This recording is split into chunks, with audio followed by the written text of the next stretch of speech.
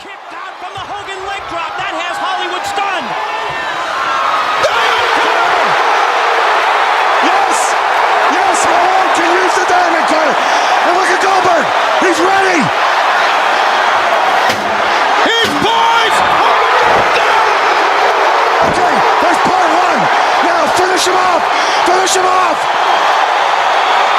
He's calling for it. This is it. This is it. Your career's on the line here. Do it. Do it. This place will erupt when he picks him up. He's got him up. Oh, hell yeah. 1, 2, 3. Thank you. Thank you. We've got a new heavyweight champion. Climb the ladder, kid. Make yourself famous. I just had an out-of-body experience. What did we just see? What did we just see? He got him in a power slam. He got him in a power slam. He got it. Simmons got it. Simmons has won the match. Simmons is a champion. I've always maintained that reality is for people who can't face drugs. Shit is about to get real.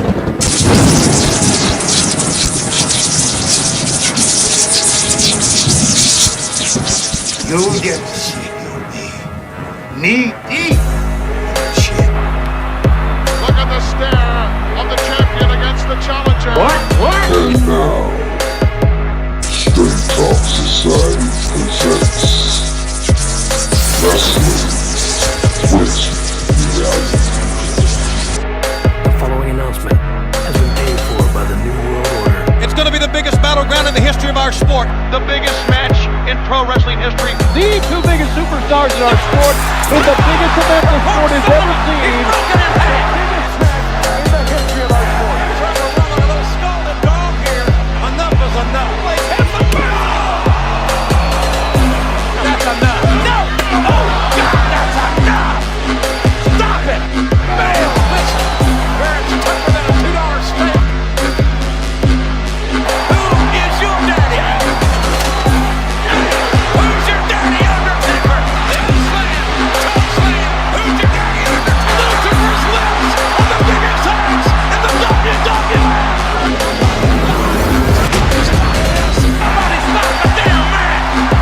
Enough's enough! The irresistible force meeting the immovable object. It's got it real! Woo! WWE Dynamite. Ladies and gentlemen, may I have your attention, please? It's time. Let's rock. I can't do it. We'll do it live. So escape from reality? We'll do it live. Fuck it. I am reality. Do it live. I'll write it and we'll do it live. Oh, it's live, pal. Let the shredder begin! It is now time for With reality. I have come here to chew bubblegum and kick ass. And I'm all out of bubblegum. Number one, to be the man, baby. You have to beat the man. Heavyweight champion of the world. The time is now. Reality has become the present, and the final lesson of the pain game has begun because Vader has the PhD in pain. You are gonna wrestle my ass for the world title. You son of a bitch. For what you did, you will have to kill me to keep me from killing you. Woo! The 90s have been referred to as the reckoning with truth. In the 80s, everything was clouded. Nobody ever told the truth. In the 90s, the way to go is flat out. Tell no lies. That's the way we're gonna do it. When you hear something from our lips, truth it may be, and as much as it may hurt, you can count on it being exactly the way that it is.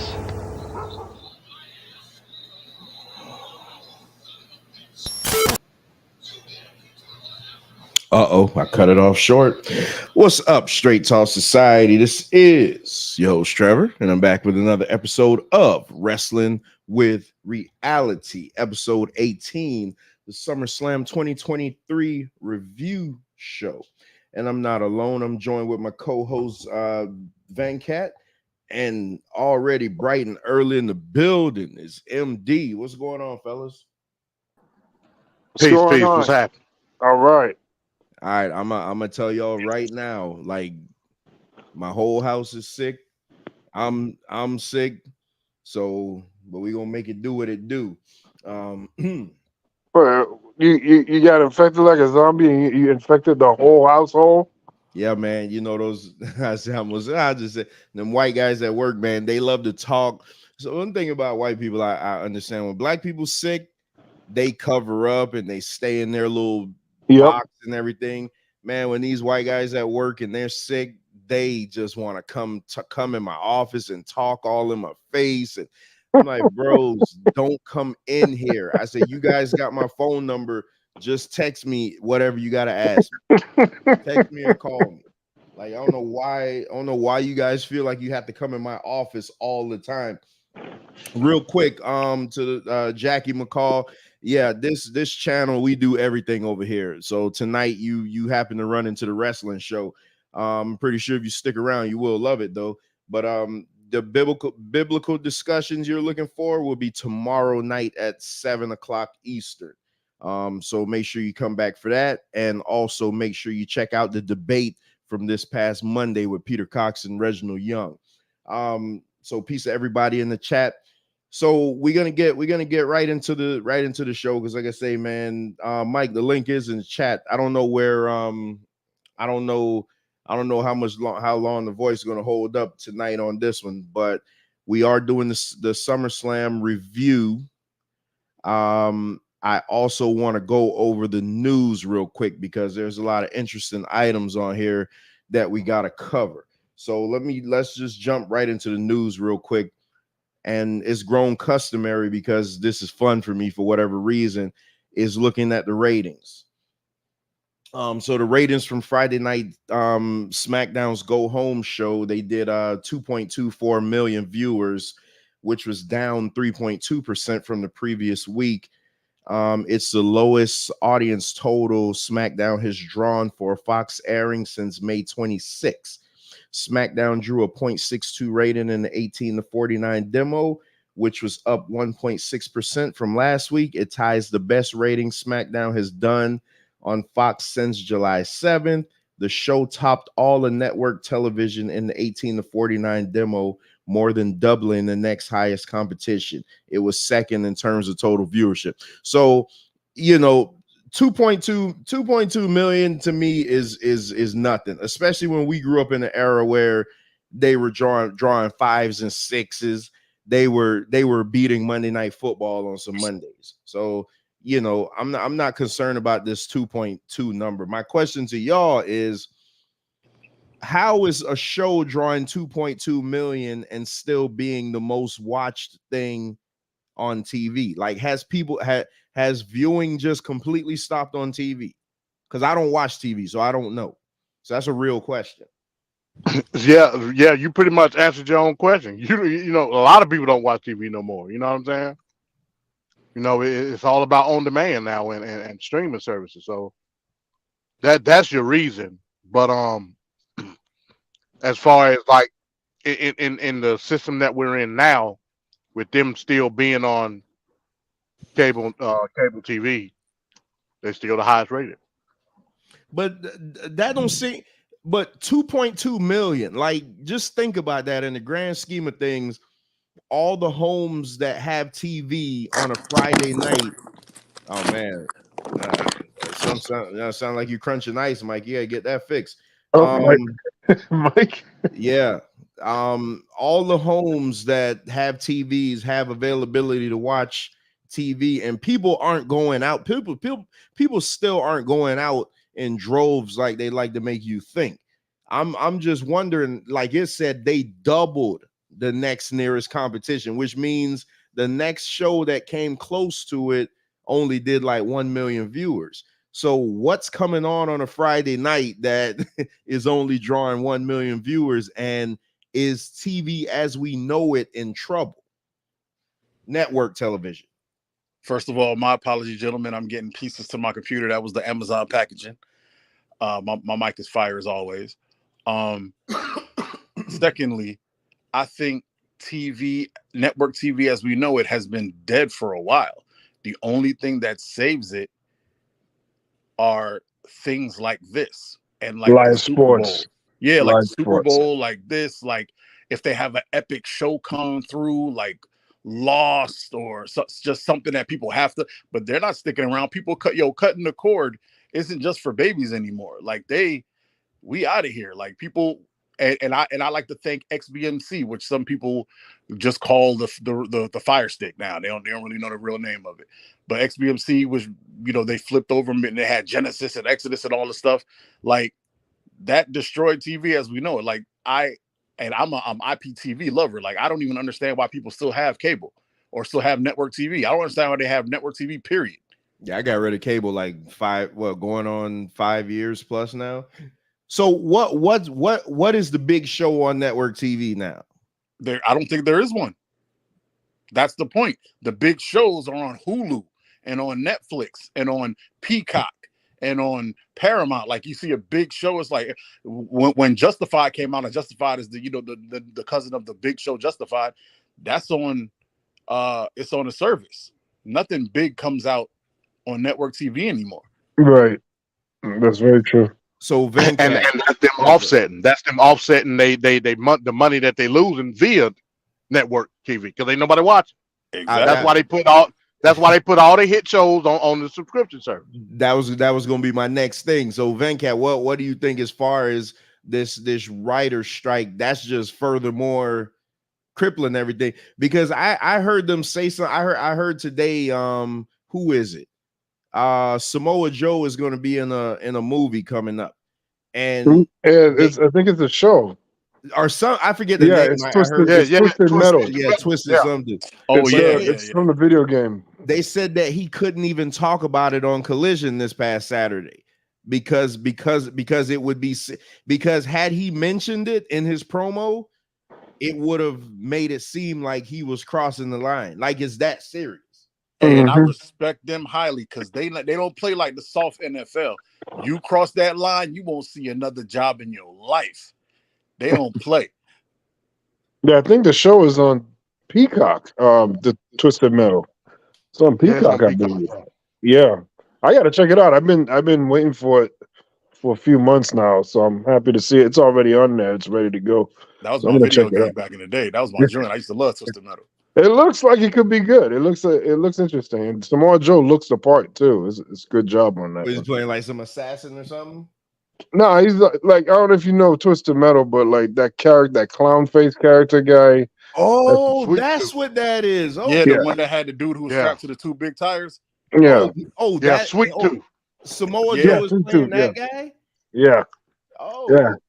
Yeah. It looks like it'll be interesting.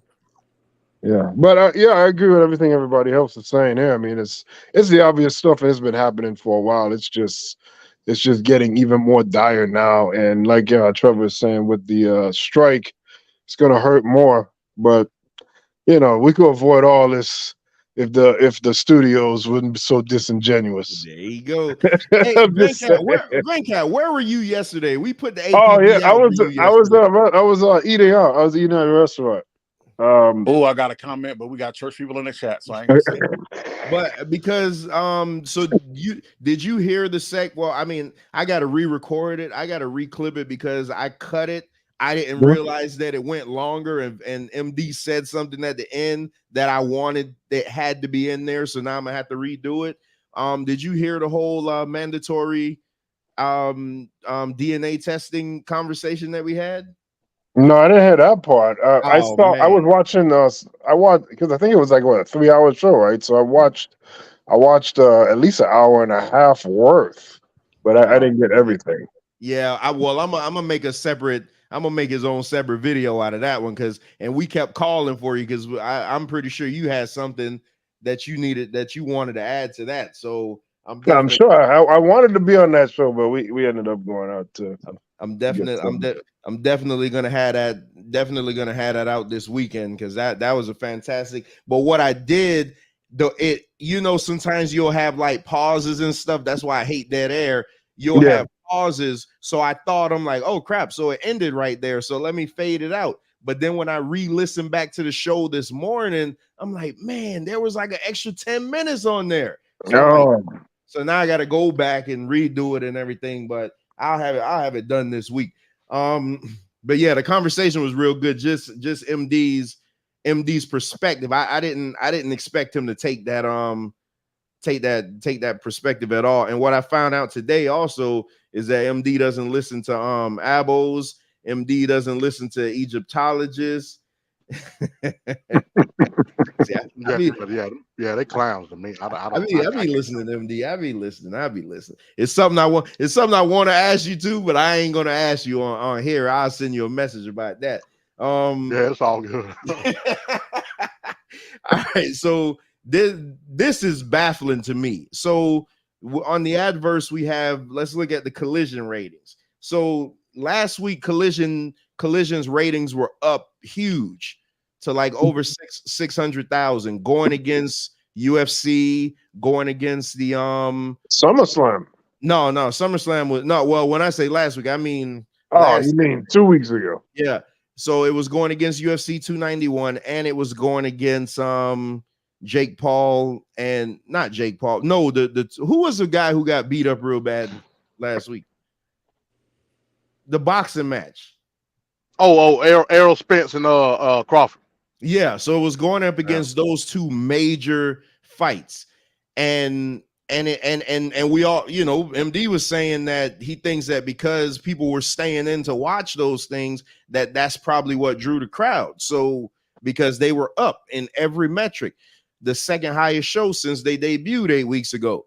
So so surprising now. Now look at this. This week's AEW show, the only competition that it had was SummerSlam. That's it. So this is where we say, I'm a AEW watcher, so I could say this.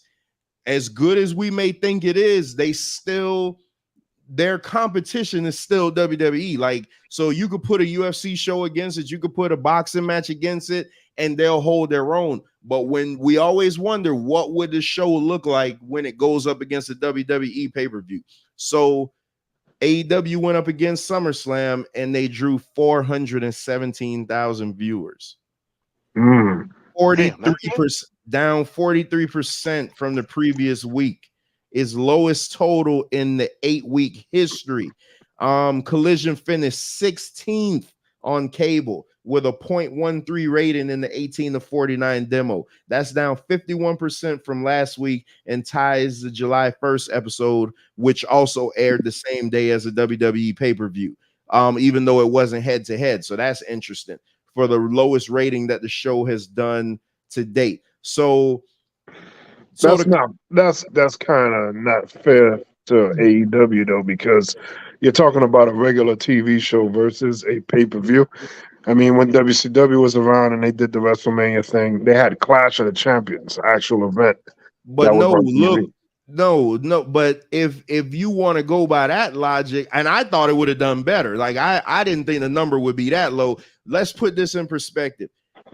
AEW Collision did worse than AEW Rampage this week.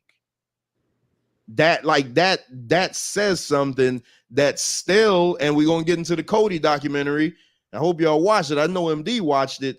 I didn't get a chance yet, man. All right, so we'll have to put it to next week. All right, I thought for sure at least MD watched it. You didn't watch it yet either, huh, Venkat? Last night when I got off, when I got back home, we put it on, but my day started so early, I ended up falling asleep. Not that it was boring, I just passed out. So yeah, I didn't even finish Rampage. I mean Collision, because I fell asleep because I took that medicine yesterday. I clocked out. But they always say like the competition So WWE always likes to act like they're big boys and they can go against the NFL. No, when they go against the NFL on Monday night, they get creamed. That's why they have to put certain segments. Well, this certain times. WWE, not in the past, though. They could. But I mean, you going back to Attitude, of course. That's when it was. That's when you had WCW. I think the viewing and y'all said it. I didn't even have to say it, but the viewing, nobody watches TV. I asked Mike. Yeah. Mike is an avid TV show watcher. I'm not gonna say a TV watcher. He's an avid TV show watcher. And I asked him, what's the best show on TV right now? He couldn't tell me. I can tell you now. Well, you looked it up? I sure did, because it confused me. There's two things you said that really threw me. That was the first one. And I was like, why can't I think of a big network show? It's Yellowstone. And the reason I can't think of it is because it's all about white people. So, you know, I have no idea what the hell that is. Yeah. That's MAGA. That's MAGA viewing. Yeah. Exactly. Stream on MAGA Plus. That's they watch that. And just like, I wish I could live in Montana where no black people are. What was the show that was the highest rated? I missed it. Yellowstone. Oh yeah. That's on. I heard it was a good show. Yeah. I started watching that. I will never watch it ever. You for real? You really watch that? Yeah, I started. It's on Paramount Plus. I have Paramount Plus. I wanted to. I watch things that I may not be interested in, but I got to check it out just to see. You never know. Way, but I'll never watch that, sir. Van Cat of all people. Now, Van Cat, the only one. Van can't see a white chair and get angry. Just sit your chair down. No, man. I give things a chance. I'm always looking for something because my viewpoint might be wrong, so I need to prove it if it's right or wrong. That's why I watch Justified. And the second thing he said, and just so you guys know, Yellowstone is the only network show that cracked 10 million. The rest are all sports, and no other show was even half of that. And the only ones that was close is a show that's over called Walking Dead, which is done, and that's not network TV, that's AMC. So, yeah, that's it. Once Yellowstone is gone, it's a wrap. And the second thing Trevor said that threw me is that he said, I'm an AEW watcher, and said it with such conviction and tried to throw it through like nobody heard it. He tried to say it with his chest, like, because I'm an AEW watcher. If you don't get your 4-week watching, get out my face. 4 weeks. Trying to complain my stuff. I'm an AEW watcher. And I'm gonna tell you how you know network television is dead. For damn near 2 decades, one of the top shows was Law and Order, and it ain't even touching the top 10. Not even close. Wow. That is a fact. That was the MAGA like smelling salt. We can watch them lock up blacks on TV. It's gone now. Do any of you guys got cable? Like I remember watching like CSI and stuff like that, but do any of y'all still got cable? Bro, technically I do, but it's streaming service. So I got direct TV stream. You know what I mean? And I don't even watch it. Like it's for my mom and my aunt and stuff. Because I share it with them. I'm gonna tell you the trick that the cable company did. The reason I have cable is because when I tried to cancel it, they jacked up the price of the internet so much that it cost me more money to get rid of the cable to just have the internet than it costs to have the combo. Yep. That's the only reason I have cable. Cable don't get watched, it don't get looked at. I don't even watch the TV. I'm on my computer. But that's the only reason cable. When I first got DirecTV stream, maybe 5 years ago, maybe it was $40. Mm-hmm. I had all the channels. That like I said, that's when the whole cut the cord stuff was going on. I was like, $40. That's it. Cool. Now I'm paying, like I said, now I'm paying damn near $120. No sir. And you never even home. Well, I mean, but you got your kids and your mother. Man, don't no kid watch TV. Yeah, they did. Yeah, they watch don't. Their phone. Yeah, my daughter, all she watch all day is like YouTube's, like just stuff on YouTube. Exactly. They don't watch TV. I think the last time I had cable, it might have been 2009 or something like that. 2010. Yeah. That's the only reason I still have it, because at my mom's house, they use my account to watch TV. That's the only reason I got it. and you know they old school. They don't know nothing about. You know what I'm saying? Hell, I had a hard time with them just getting set up with that. So the only reason I got it because of them. So this is like the 4th week in a row I didn't watch Monday Night Raw, and to be honest, I watched Raw. To be honest, I did try to watch it, but like I said, I wasn't feeling good, so I won't put that on them, because what I did see was pretty good, and what they're heading towards, I like it. Especially, even I hope it's not just a one-off with Gable and with Gunther, because that's gonna be awesome. And now I guess who is Shinsuke and Seth, right? Yeah. Shinsuke attacked Seth after the 6-man tag, the main event. So I guess that's what's going to be at Payback. So Shinsuke is a heel now. Well, so I'll tell the story real quick. So it was a 6-man tag. It was Judgment Day, and it was supposed to be Cody, Seth, and Sami Zayn. JD McDonough attacked Sami Zayn. So they stirring something up with JD McDonough and the Judgment Day. So they replaced him with Shinsuke. After they won the match, Shinsuke Kinshasa Seth. Like don't nobody know why. You just did it. just randomly just Kinshasa him, huh? After they won too, so it can't It can't even be like they lost and he could be like, damn, I'm pissed off. And okay, speaking of that though, why was Cody and Seth beefing with one another the whole night? What was up with that? That they were trying to just say, like, you know, old stuff with when Cody first got there. That's it. As a matter of fact, Cody did a promo and he said, you know, I'm done with Brock, blah blah blah, this and that. Now it's time to finish the story. So I took that as, okay, so now you finna focus on Roman. How? I don't know. And then Seth came out. You know what I'm saying? No mention of the world title, like, at all. You know what I'm saying? So I don't know how that's gonna work.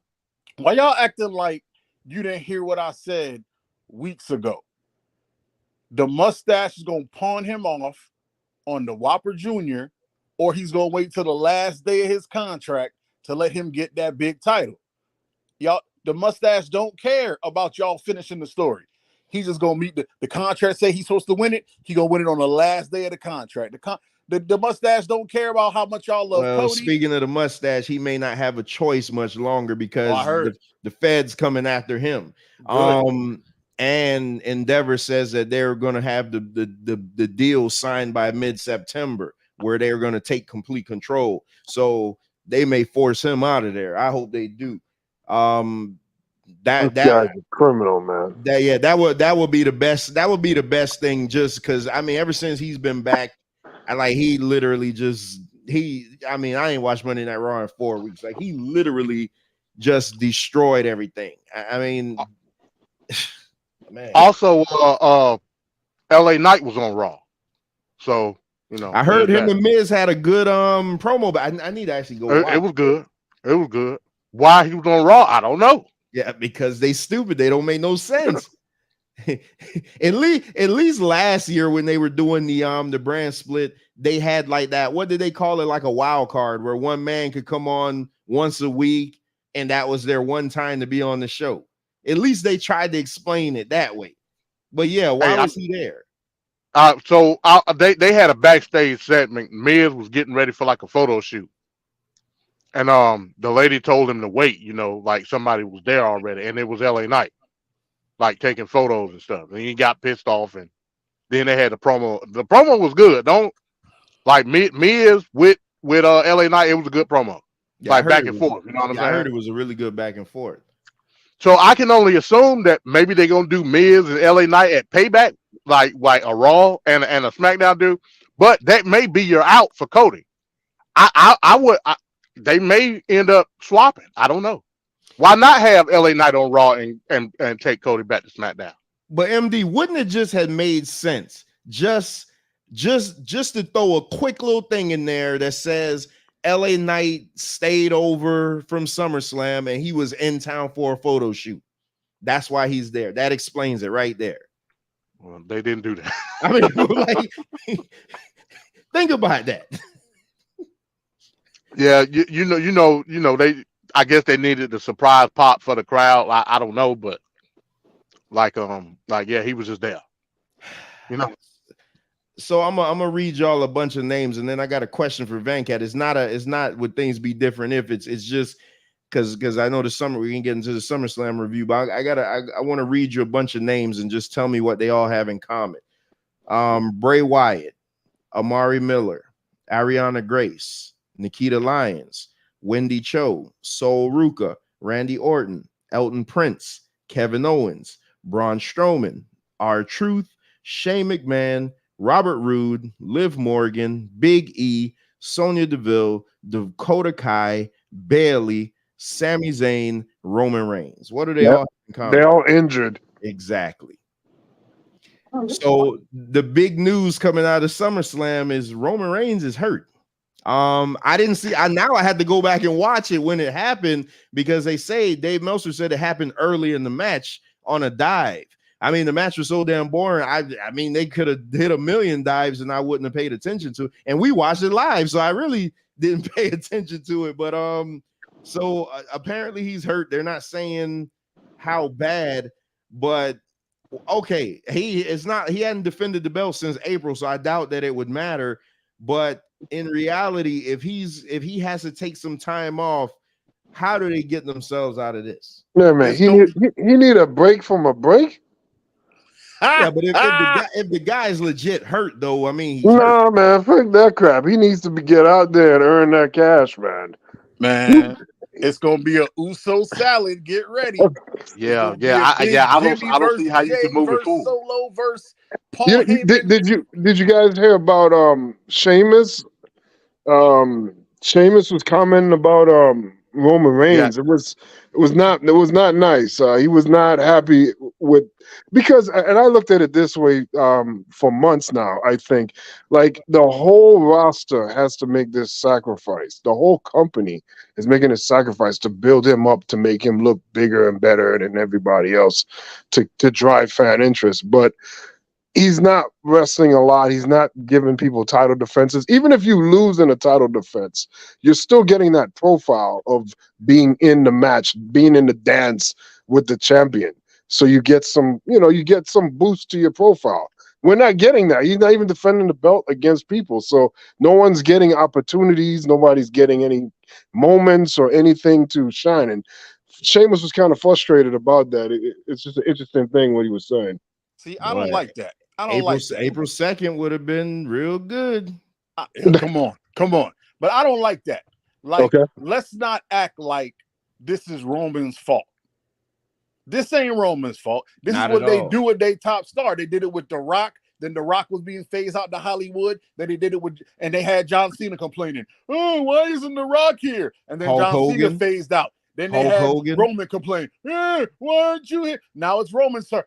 The only problem is they put every freaking title in the world on Roman, so nobody else can use the title to grow. That's WWE's fault. That ain't Roman's fault. Y'all stop blaming. You're blaming the wrong person. Yeah, Hulk Hogan is doing what the top dog does. Hulk Hogan had that belt for 4 years. Yeah, but Hulk Hogan wasn't going nowhere until he went somewhere. But he delivered. I mean, he at least wrestled. What? Right. I'm not talking about having the title. What? I'm not talking about having the title. I'm talking about being there full time. No big dog in the recent history of WWE. No big dog is there all time. No big dog. The last one was Stone Cold, and he was not even him because he was injured. He got hurt and he left. He took his ball and went home for a little bit. Yeah. No big dog of WWE stays around all day. They trying to take the money and they trying to make it more in the world. Yeah, but Mike, he ain't defend the belt since April. I mean, yeah, that's crazy. I'm not saying that's a new level. I ain't saying he didn't put it on steroids. I ain't saying that. But I'm saying we can't blame him for doing what he do. But what bothers me is that, okay, so you're obviously the weakest champion ever as far as defending and making appearances and stuff. You're the weakest one ever. But you're sitting. I don't know about all that. Was it John Stewart the champion? I don't know about all that. Wasn't that guy from Jackass the Champion, back up off him, dog. Stop the I don't know hyperbole. about all that, man. I'm Stop talking the about hyperbole. Nah, I'm talking about as far as WWF champion. We're talking Bob Backlund, even Diesel with his short reign. I mean, Roman Reigns isn't doing anything, but he's talking this big guy talk. And he has his mouthpiece out there just saying how not only is he the best today, but like all time. And this you gotta keep hearing that over and over, but you don't see anything that backs it up. That's a problem. Sir, his promo game backs it up. And don't think I Please, don't hear Lord. behind the words you're saying, I hear that Bobby Heenan anger still there. Don't try to act like I don't hear it. You mad about that Bobby Heenan spot on ESPN. You know what I heard Venkat did after that? He goes, I mean, he went and searched the internet to go find. I didn't have to search. To It go was right find there. screenshots to send It me was right there. of people complaining about what Bobby Heenan said. I mean, what Paul Heyman said. It was all right there. Hey, It and there was right people there. that complained about that woman getting hit in the head with that white chair too. I ain't listening to them either. No, that Yeah, was Venkat amazing. got- man. yeah. I'm watching Venkat that got every day. problems, man. Man,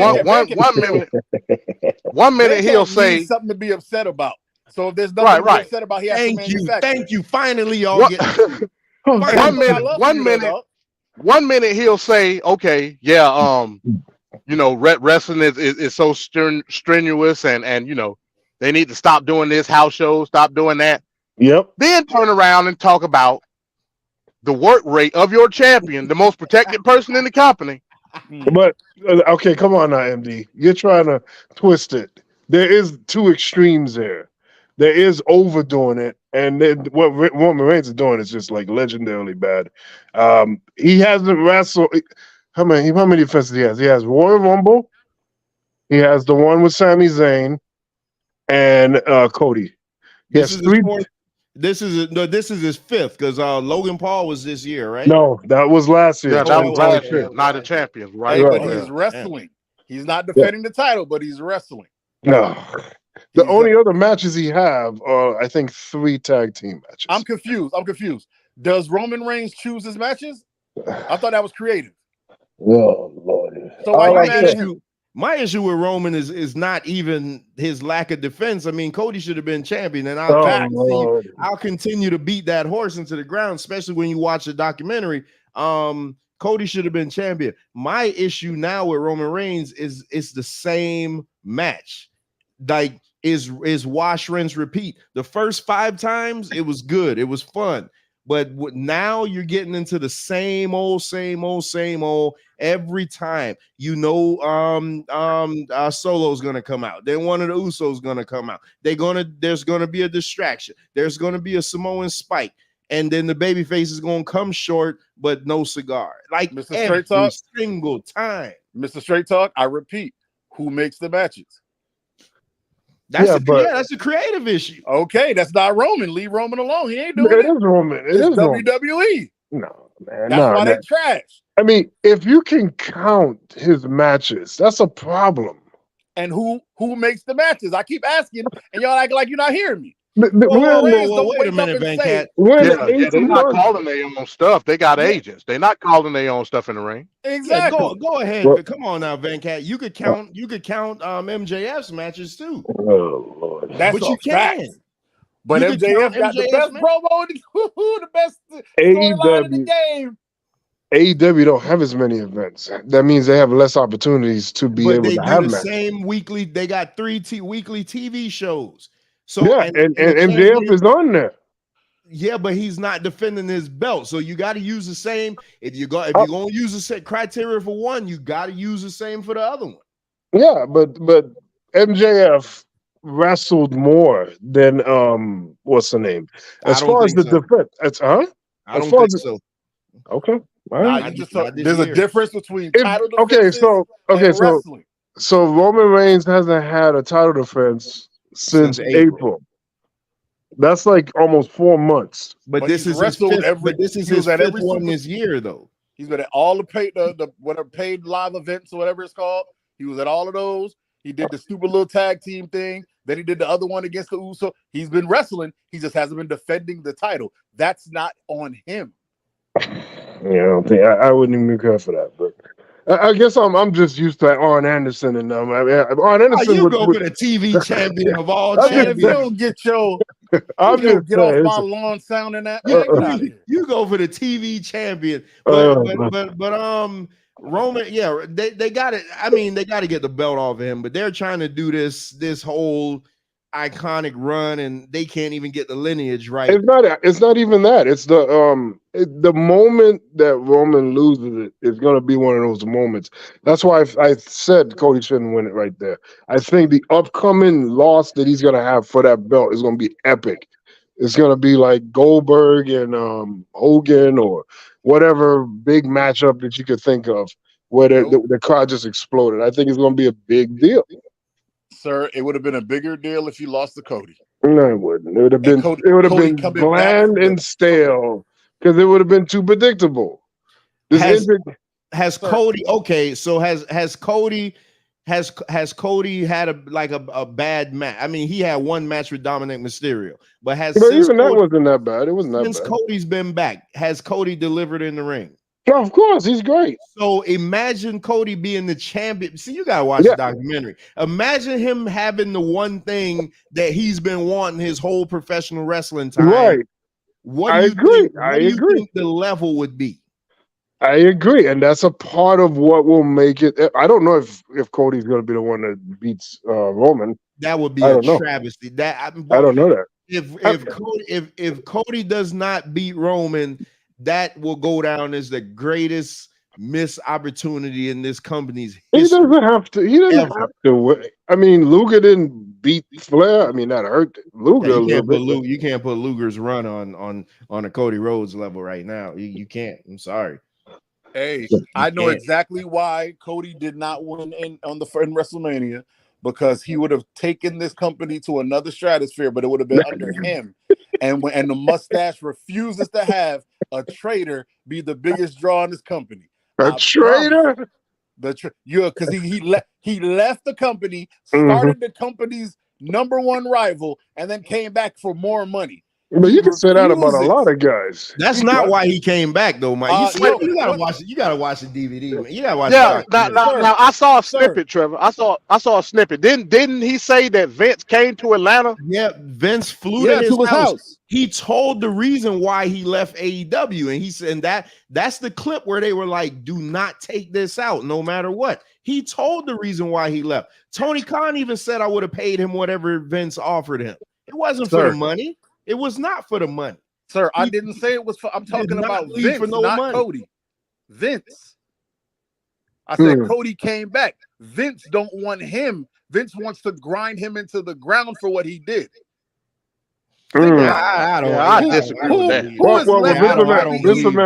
Vince McMahon wasn't running anything. I'm asking y'all the libraries of WWE. Who has left the WWE, became bigger, came back, and been loved and cherished as a star with the WWE? McIntyre when he came back. And he ain't getting any titles. Sir, kill yourself. Stop it. He ain't getting any titles either. What you mean he did? He was the champion all of 2020. What the hell are you talking about? That don't count. 2020 was bullcrap. Oh, that was all COVID. Get out of here. That don't count. That whole COVID thing. He had the best title run with no fans. Get out of here. The man still put his body on the line. Don't say that don't count. Like, it don't count. You got to do it now. In this time now. I'm talking. That's what he might have gotten the time. I'm talking about the fanfare. The cherish, the love from the Hulk fans. Hogan. When Hulk Hogan left, they gave him the title, and he came back. Yeah, they made so much money in that short run because the NWO was supposed to, which is going to lead to my question I want to ask Venkat. The NWO was supposed to run much longer than it did, but Vince saw that the fans was like, they're not going to stop cheering this guy. Let's put him back in the red and yellow and let's make money with him. And that's when he beat Triple H in that terrible match, but he won, so whatever. Think about what you just said. I asked you to name, of all the hundreds of people that have left WWE and then had to come back to WWE, the only name you could really bring up is the guy who is ranked number one fan-wise by casual fans. I gave you somebody though. What's the but point? one guy. You had to go to the cream of the crop, even But though I he's the gave worst, you- trashiest wrestler. You had to go there. You're I proving gave my you point. somebody. Who? Yeah, you're proving my point. Bobby Lashley left and came back and was champion. Yeah, Bobby Bobby Lashley has been in Lashley. the doldrums forever. I mean, but you act like you act like everybody's not a star though. That's the thing. Look, so you saying they buried AJ when he came over? When AJ Styles came over, they put him to the top right away. Yes, they put him to the top, and then they threw his ass to the mid card, and that's where he stayed. Everybody can't stay on top the whole time. That's why you go, that's why you leave. That's why you leave and go learn a hole. John Cena haven't won a WrestleMania match in 5 WrestleManias. Sir, John Cena doesn't have to win anymore. He's John Cena. But it's like it doesn't matter what I'm gonna say. You're gonna always try to have some retort instead of just realizing that what you're saying is there's no validity to it. You're not gonna always be on top. You know why Stone Cold quit? Because they was pushing him down the card. You don't stay on top forever. You don't. Sir, every time The Rock comes back, he's on top. Win or lose, he's on top. That's probably why he leaves. Exactly. So they miss him enough. He's already champion. maximized it. Jinder Mahal was a WWE champion. You think about that. It's what they call it, cyclical or whatever. See, no matter what I say, you're gonna come back with something instead of acknowledging that you're wrong. No, I'm not wrong. You are. See, you can say I can say the same nonsense Bobby Lashley, and you still still come back. Bobby Lashley. He told me, "Oh no, he was in the doldrums." You bring up no. I said no. AJ Styles, the guy that never came over. Oh no, he wasn't. They pushed him in the mid card. Yeah, 5 years into his run, sir. How long has AJ been in the mid card? How long was he champion? AJ just went to the mid card 2 years ago when he got How hurt. long was he champion? He was champion for a year and a half. They pushed him when they got him. They got the merchandising, and then they dropped him the mid card. He was champion he for can a still year be the and a champion half. right now. The only person they will never push to the mid card is Brock, because they love Brock for nothing. Brock Lesnar had a WrestleMania match against Almost. What the hell are you talking about? What are you talking? Yo, they were doing that to big up Almost. What are you talking about? You see what that did for him? Yeah, I was about to say that. How that worked out. That's not Brock's fault. That's Almost fault. Somebody big up no damn Almost. They were trying to pull him up. They thought he was going to be the next something, but he ended up being the next Khali. It's not right. This guy too young, too big, and too black to be losing like that. No, that's just you should have damn. Just lead with that. Don't say he too big, too young. Just lead with the black part. Hopefully he'll join the new Nation of Domination over on SmackDown. Hey, one more thing with Raw, man. Hey, they just need to retire them women's tag team titles. See, I'm gonna get back. You jumping the gun. You jumping the gun, but that's my bad. With all the injuries, the women's tag team title belts are cursed. They said it's cursed. They're snake bent. Sonya Deville is out for the foreseeable future with an ACL tear. They might as well retire the tag team titles. Sami Zayn has a bursa sac infection on his elbow. You saw it biggest day when he was laying on the floor. That's why they had to do the JD McDonough thing just to write him off. I'd say why even have him come to TV in the first place, but whatever. You don't have to make sense all the time about stuff. Yeah, I agree, Bones. Omos is terrible. I mean, it ain't he doesn't even know how to look like a monster. It's all too overacting. And then what kills these guys is social media, because I'm not going to believe that you this big, terrible monster. Next time I see you being this loving guy, feeding the kids and marrying going back to Africa to see your mama. To marry a hot Spanish wife. And come on, man. You're supposed to be a monster. Bro, it's just like that's what used to infuriate me about the women's division. Like Trinity, she'd be in a beef with somebody after the show, she tweeting them.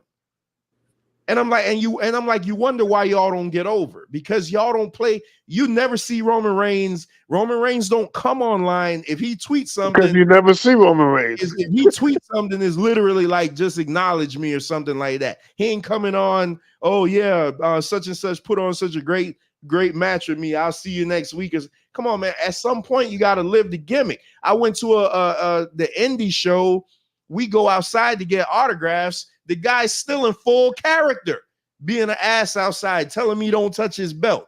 He's still, the show is over. He's still in full. Oh, yeah, he lost his belt, by the way, too. Their champion isn't their champion anymore. I can see who the new guy is that's the champion, but he stayed in full character. That's how you make people believe in what you're doing. We know it's a show. We know it's an act. Don't insult me by getting on Twitter 10 minutes after your match, or the one that kills me after the match, they taking pictures of themselves, posting it online.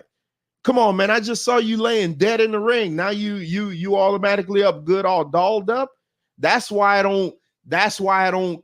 It's like, I'm just like, man, all right, I'm just doing this now for the show purposes, but it's not enjoyable to me. But my yeah, you're right, MD. They need to retire those belts. Them belts have been snake bitten since they got them. I feel so bad for Chelsea Green. Well, I mean, she'll still get over with the Karen character, but she was finding her footing, and Sonya Deville was finally getting somewhere. I will say though, I love the Rhea Ripley and Raquel Gonzalez pull apart brawls, because Raquel is legit Rhea's size. So them chicks there, that's a big beefy son of a bitch match. Like, them two chicks be beating the hell out of one of them two girls there. They be beating the hell out of each other. I can't get enough of that. Yeah, I'm telling you, man. Them two. When Raquel runs down the road, I mean, you know, she had these high heels on, but she'll come down there, and I'm talking about they be throwing hands. Like, that's the believable stuff, man. That's what peace, Terrence. That's what I love to see about. That's why I like the AEW women. Like, they not that good in the ring, but they hit hard. They make it look believable. Like them chicks. Who is it on Collision? Who's their champion? Mike. What's her name? Not Tony Storm, the other champion. It's another one. Sheeta. That's her name. Sheeta. It was a white. Hikaru Sheeta. No, Chris the TBS champion. Oh, Statlander. Chris Statlander. Yeah. Statlander. Yeah, she wrestled somebody Saturday, and she wrestled what's her name? The Puerto Rican chick. The older Mercedes Martinez. Yeah. Oh, see, yeah, that was a good, nice, hard hitting match, because Mercedes is a nasty. real. Mercedes is a badass. Like, Mercedes Martinez, I keep telling y'all want to see a women's wrestling match. That's probably the best thing you're gonna watch. Mercedes Martinez versus the final boss, Miko Satomura. Like, that's the match you want to see. Them two beat the hell out of each other. But that's what I'm like the WWE. That's why I can't stand Becky Lynch. Like, Becky Lynch, to me, her time is come and gone. She got to reclaim whatever it is. She got to get it back, because they took it from her. Like, no, Seth Rollins took it from her by knocking her up. Yeah, you can't put that on, man. When she was the man, bro, you couldn't stop and she looked bad too, man. She got anorexia. So I don't know what's when going she was on. The man, yep, she was unstoppable. Like that, and then she came back doing that stupid heel gimmick, and then she got hurt, and that seemed to be a reoccurring thing. Though they finally start getting some footing, and everybody gets hurt again. That's why they need to cut that schedule in half. See, we're blaming Sasha Banks for that. It wasn't it interesting? Wasn't it interesting to see that video when what's the name? Maven was talking about like how their money goes down when they're hurt and whatnot. That's some interesting stuff about wrestling. That y'all gotta watch. Need to do a series on that. Yeah, Maven started going on YouTube, and he was breaking down the money. Like, he was like, yeah, so I made 800,000, but then he started breaking it down. He was like, well, your taxes take this, and your travel take this, and this and this. But the most interesting thing that he said, Venkat, and I want to know if you caught it, is when he said that so hold on. Terrence Crawford says Paul Heyman and Brock Lesnar should switch roles. Paul becomes a wrestler and Brock the manager. Yeah. Yeah. So the most interesting thing that he said, though, that shocked the hell out of me, because when it happened, I always wondered, but to actually hear it come out of somebody's mouth, is he said that his royalty checks a month used to be $5,000. because of the DVD sales. Yeah. Now that you got the network, they're only $300 a month. I'm like, oh man, It's not a month, not a month. Well, a quarter. Yeah, like, which is horrendous. You lost $4,200 a quarter. Yeah, Like, I don't understand that. But again, that's the same thing with the streaming with Netflix and whatnot. They get pennies on the dollar, and that's got to get rectified. It needs to be an agreement on like what these royalties need to be.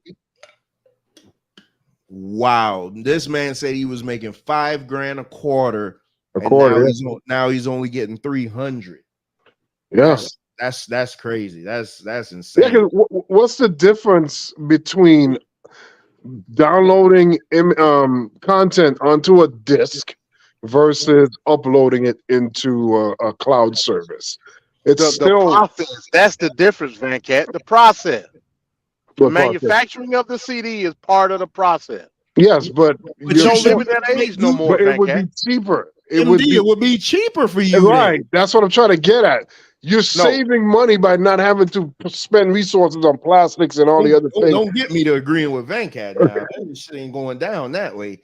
It has a different motive behind it. Is to get money over doing the least possible. That's all it is. It's just there's got to be a way to come to the table and get that right, because you got to get that right at some point. It can't allow to be this way. Venkat, you're selling a product. The product in and of itself was the DVD.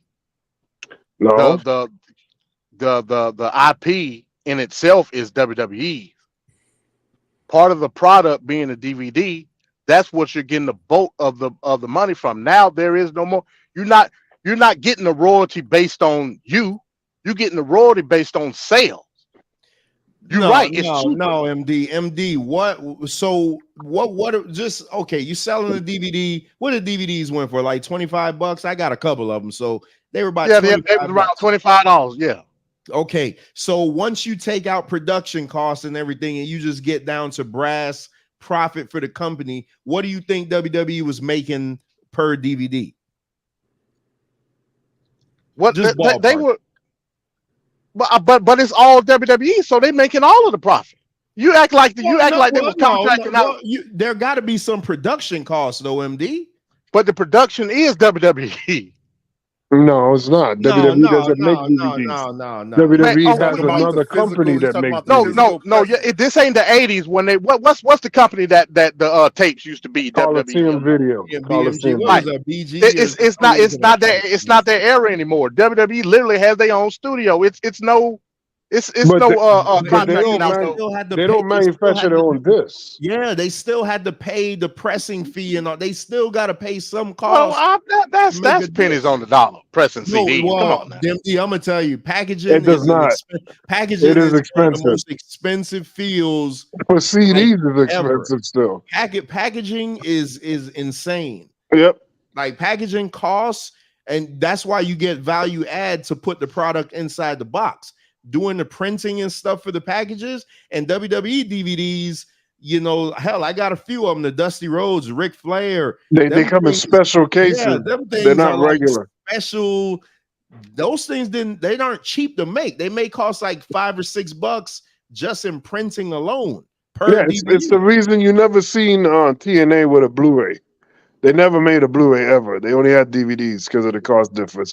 AEW doesn't even have it. What do you think? So if a DVD go for $25, what do you think WWE after they pay out? And we're not talking about what the royalties yet. We're just talking about after they pay the production costs. What do you think is theirs? I would want to say maybe they got to deduct $7 to $9.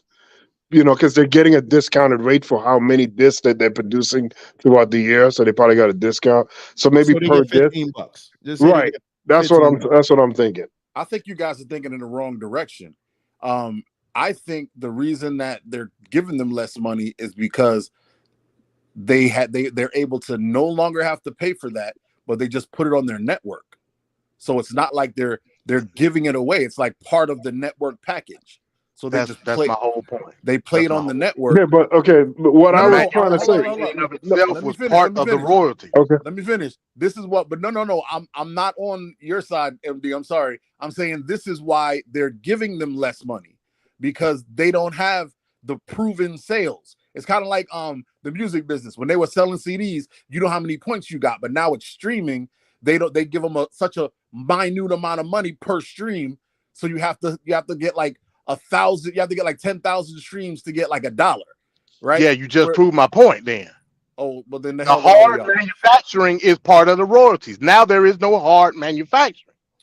Okay, MD, and I get what you're saying because I mean we're in the YouTube content. I always said it in the podcasting thing. I made $10.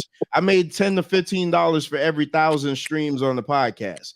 I don't know what the YouTube thing is because I'm not monetized yet, but I'll see that when that happens. So the streaming, you got to stream like these ridiculous numbers in order to get pennies on the dollar. So you're saying that they're using that to their advantage now to say like, oh yeah, well we had to get X amount of streams and that's what's going to drive your revenue, right? Okay, well then but you know the network has like over 1 million, sometimes 2 million subscribers, right? At $10 a month. Come on, man. Right, but they're going to say that goes to the PLEs, that goes to the maintenance. They're not going to give that back to the wrestlers. But all that stuff is made up nonsense, though, because they set it that way. They set it up that way as an out to say, "Well, hey, we can't do anything about it. It's no longer on DVD and Blu-ray." I can't believe I'm agreeing with Van Cat, man.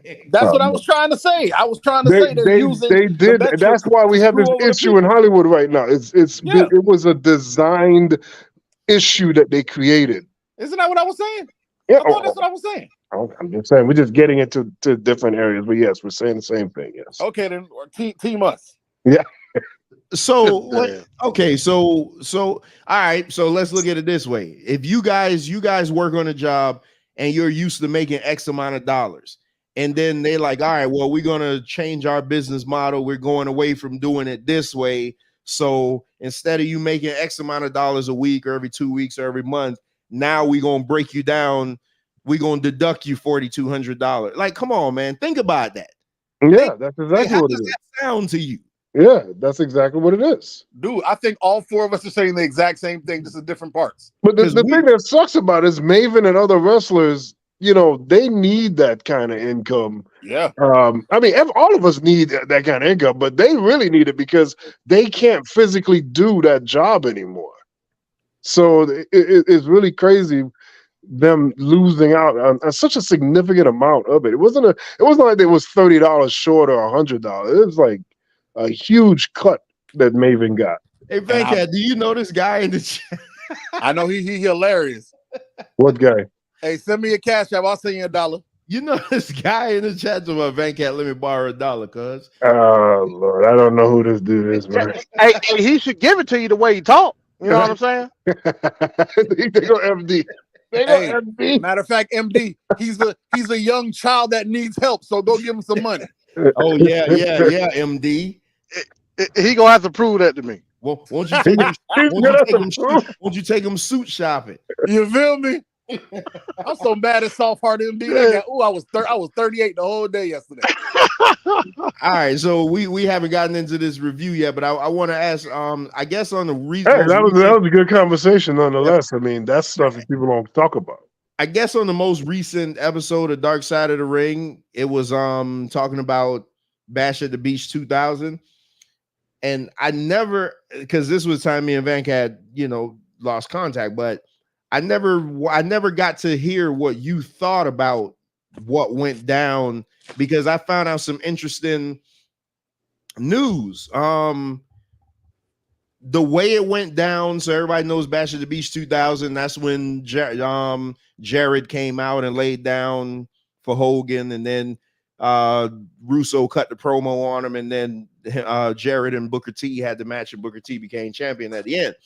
So for years, I'm always like, well, damn, they called that on the fly. Like, that was just, that's how it was supposed to happen, right? But now Russo took some liberties, but it was always planned for Jarrett and Hogan to have the match, but Hogan would lose the match. And it was all this, the plan was always for Booker T to come out later and have the second match against Jarrett, where he would then become champion, because they were telling Booker T weeks before, because the story goes, Vince Russo, they all, and I think Tony Schiavone was involved, and they were like, they asked the boys, they were like, who do you guys think deserves to be champion? And everybody said Booker T. And that's when they called Booker T and was like, hey, we're going to put the belt on you at such and such. Make sure you have a suit with you for the next night. And so he knew, so it was no surprise that was going to happen. The surprise came at when Jarrett and Hogan was supposed to do business. That's when Hogan at the end was like, hey, man, that don't work for me, because they were going to have a bunch of people run in and have Hogan fight them off, and then it'd be like a cheap win for Jarrett. But Hogan was like, no, how about we do this and I just be champion? And that's why Vince Russo called it on the fly. He was like, no, just go lay down with him. And then when Hogan took the belt and left, he thought that, all right, I'm going to show up a couple of weeks later and we're going to do business. He didn't know about the promo. Somebody, called him and said, hey, this is what's going on. And then that's when they were able to tune in and listen, because they said that's what made Vince Russo went off script with that one. But I just never knew your thought. I never was able to hear your thoughts on that night. Like, what happened? Where does that land in like your all-time screwed up WCW being WCW moments? It's one of the worst moments. I didn't see it. I wasn't watching. I was working at that time. But when I always got the information back and I would think about it, I like the fact that Booker T won the title, but I didn't like the way he won the title. So I would have never saw the event? No, I never watched the event. I never watched. We got it. I wonder if they have it in its entirety on the network. Yeah, they do. They have all the Great American Bashes there. No, I'm saying, did they cut it? I hope they didn't cut the promo off. Oh, I see what you're saying. Yeah, they probably edited the hell out of that. That's WWE. They're gonna do that. Yeah, but I never saw it live when it happened. I never did see it live. I just heard information, bits and pieces here and there, and saw a little bit of highlights here and there. But I've never fully gotten the whole moment. But I just thought that I wish Booker T would have gotten the championship straight up, in a big match that's promoted, and he goes up against a guy and then beats him, rather than it be some flip-flopping nonsense that happens. That's another reason why I don't like LA. I didn't mind LA Knight not winning the Money in the Bank, because I would have liked him to win the Money in the Bank. Win the championship straight up, as opposed to needing to run into the ring when a guy's injured and get this suspect win. Well, you sure pick and choose when you want to have scruples. No, I'm not. You live in this world where it's black and white, and I'm in the gray. There's gray all over the place, and you just have a hard time dealing with that. MD, did you saw that Bash at the Beach 2000? I saw it after the fact, but I didn't see it live. No, but I remember finding out the night of that Booker T had won the title, and we were all hyped. We didn't know what had happened. You got to remember, like at that point, like I was burned out at WCW. You know what I'm saying? Because of the stuff that was going on. But yep. I was hyped because Booker T had won the title. Say what? Your common sense was awoken?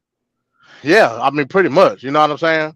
But like I said, we didn't know what was going on. Matter of fact, I was a sophomore in high school when Bash at the Beach 2000 happened. Did you see it live, Mike? Nah. I was burned out before that. Damn, so I'm the only one that watched it, huh? So you watched the pay-per-view? Yeah, I saw the pay-per-view. Wait a minute, you saw the pay-per-view live? Yeah, man, we had a black box since I was like since 94. Okay. I'm sorry. I had never missed this pay-per-view after 94 because we had the black box. So I was able to watch it. But when I saw it, it was like the most surreal thing. because I'm like, well, wait a minute. Hogan's coming out in his black. He didn't even come out in wrestling gear. He came out in his black jeans with his cut off lumberjack vest. And Jared came to the ring and just laid down. I'm like, man, what the hell going on here? And then I said, they got to be playing. And then that's when Russo came back out, and I'm like, oh crap, like this is crazy. But the funny thing is, Hogan did that same thing with Sting the year before at Halloween Havoc. So it wasn't like it was uncommon for WCW to pull a stunt like that. But I'm just saying, like, you know, for Russo to Mike, what the hell are you doing? Oh, God. I don't know what just happened. Hey, you know what it's like. You remember when we did the WrestleMania show when Doug came on? I'm building my computer, my bad. What's so funny about it is when Trevor said, Mike, what the hell are you doing? My bad. You'll be all right. Hey man, I think Terrence Crawford just trying to, hey man, relax, spamming the chat, man. I guess he putting like the best players in every sport now. Yeah, our truth is not the best. He's really good, but he's not the best. I love our truth. Yeah, he's good. He's good. Damn, Van Cat. Now I feel like you have to go watch that, man, and you got to. Now I feel like you got to watch that. Yeah, I'll watch it. I hope that they didn't mess with it. They did. Yeah, because you know they edit a lot of. You know they don't even do. Okay, you remember Bash at the Beach 1996 when Bobby Heenan said, "Yeah, but whose side is he on?" You know they edit that out, right? Why would you edit that out? Because that was a WCW call because they were mad. They said that he blew the finish. Oh, please! But that's a genuine reaction. That is and that's what I like about it. It makes it feel like real. Like I would like to think that they don't tell the commentators what's happening, but I know they do. But you know, that was a great call by Bobby Heenan. He would give that type of perspective on those calls, and I saw nothing wrong with that. I saw nothing wrong with that. It totally made sense. They said they didn't know. They said they didn't know. Go ahead. No, go ahead, Mike. But the commentator said they didn't know about Hogan turning that night. Good, man, please. Vince but McMahon you know, a lot has of the direct nights they ear do to know. them and tells them exactly what's going on. Yeah, but that was WCW. That wasn't WWF. You think Russo didn't have the same arrangement? Russo wasn't there yet. That was 96. Not Russo. What's the other dude's name? Eric Bischoff wouldn't have, because Bischoff wanted that genuine reaction though. Yeah, it's great. Yeah, because that call is one of the best. You know, that's Bobby Heenan. And they took it out. You cannot find it on the network because his beef with Hogan was so many years. Of course, he would question him. Right. Yeah. Right. It made perfect sense. Yeah, they ruined. I don't know why the hell they took that out. That was stupid.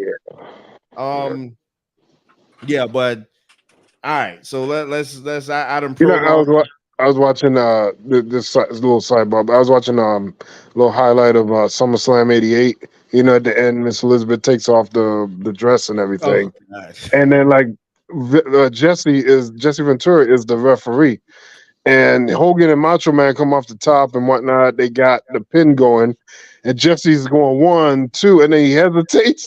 He hesitates to do the 3 because he hates Hogan so much and he didn't want him to win. So that story because it's like kind of real and kayfabe at the same time.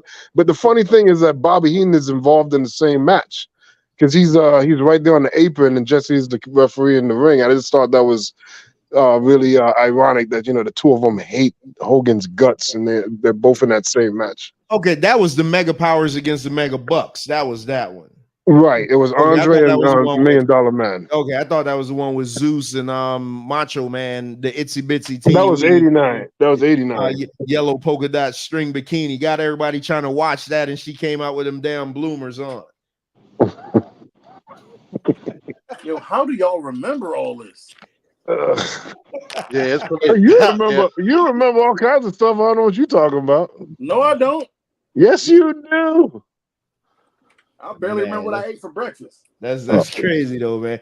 All right, I done prolonged this SummerSlam review long enough. So yeah, There was yeah. nothing else in the news that you had? Nothing No, I else? mean, you had the injuries. You know, I just feel like if Roman Reigns is really, really hurt, I'm very interested to see how they're gonna pivot. But the fact that he finished the match, I don't know. Maybe it's not as bad as we think. So Well, okay, Stone all right. Cold finished his match and it was really bad. Who? Stone Cold finished his match with Owen Hart and it was really bad. Well, yeah, but I mean that if you call that finishing the match, that you know that little pin that what he said it was the worst roll up in the world. So Yeah. I got to give my before we get anything else, I got to give my weekly collision review. I didn't watch. I wasn't able to finish the show because, like I said, I wasn't feeling good. But again, if all you had to watch was the opening match, I mean, the other matches probably was good, and I do want to watch CM Punk against the other kid. But again, I just love how they open it. They had the guys come on and talk about their match. So this week's greatest wrestlers in the world, the Revival, wrestled FTR. Wrestled Big Bill, who was formerly Big Cass from Enzo and Cass, and Brian Cage, which they got Brian Cage looking like an idiot, but whatever. And I'm surprised. Yeah. I'm surprised that Vince McMahon didn't scoop him up. I mean, because boy, if there was ever a guy that Vince McMahon just would be gay for, like that's him right there. Because that dude is that's his flavor, bro. But this match again, and I feel like a broken record here. It was fire. Hey, the Revival is just FTR. They on a level. I'm gonna tell you, they're on a level nobody could touch them. And this is where I tell you how stupid. And we gonna get to this in the review. How stupid WWE has they have no foresight. They can't see past what's in front of them by breaking up the Usos, and I'm sure they'll find some dumbass way to bring them back together, which will make no sense. But we don't know how long the Young Bucks signed the contract for. Say it was 3 years. You have now just ruined the opportunity for a Young Bucks Usos match. Whatever. You've ruined the opportunity of a Usos Revival match. But you know, let's not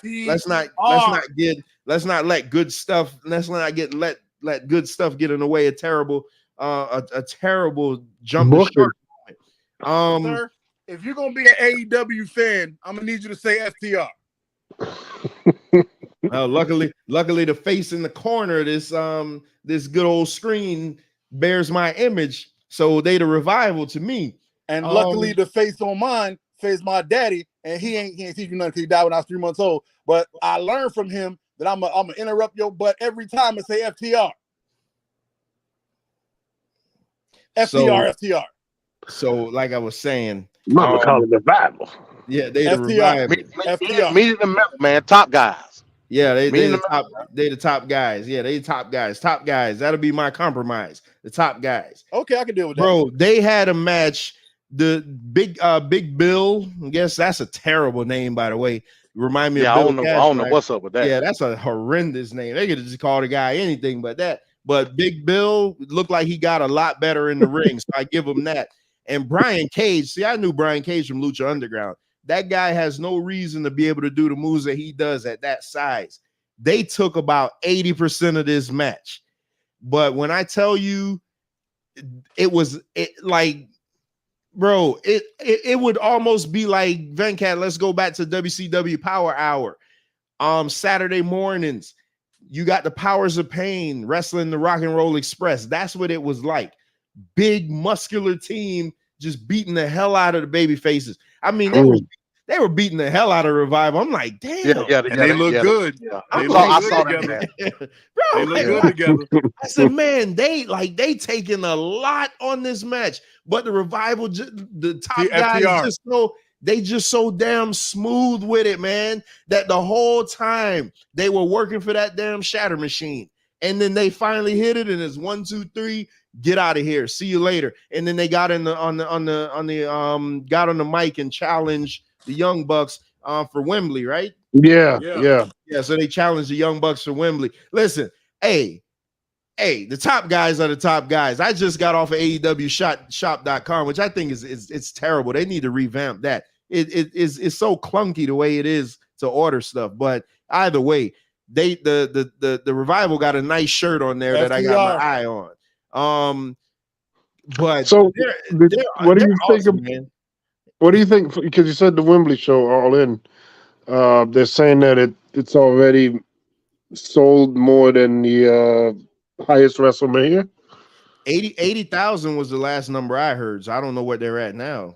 Yeah, because you know that 93,000 isn't real. So yeah, I mean, it's not real. I wasn't there, so I ain't gonna. Yeah. So they're saying that neither will the final attendance at Wembley be real. But hey, who am I? You know what I'm saying? That's part of it, though. Vince McMahon always said that the attendance is part of the work, but I don't even give a shit at this point. I'm just like, whatever the Revival is in, I want to watch it. So FTR jokers are, bro, like it's like seems like it's gonna be a big show, man. That's gonna be a big ass show. At this point, yeah. One thing about AEW, from what I've been hearing, their pay-per-views are good. They're just too long. But I mean, you give the people their money's worth.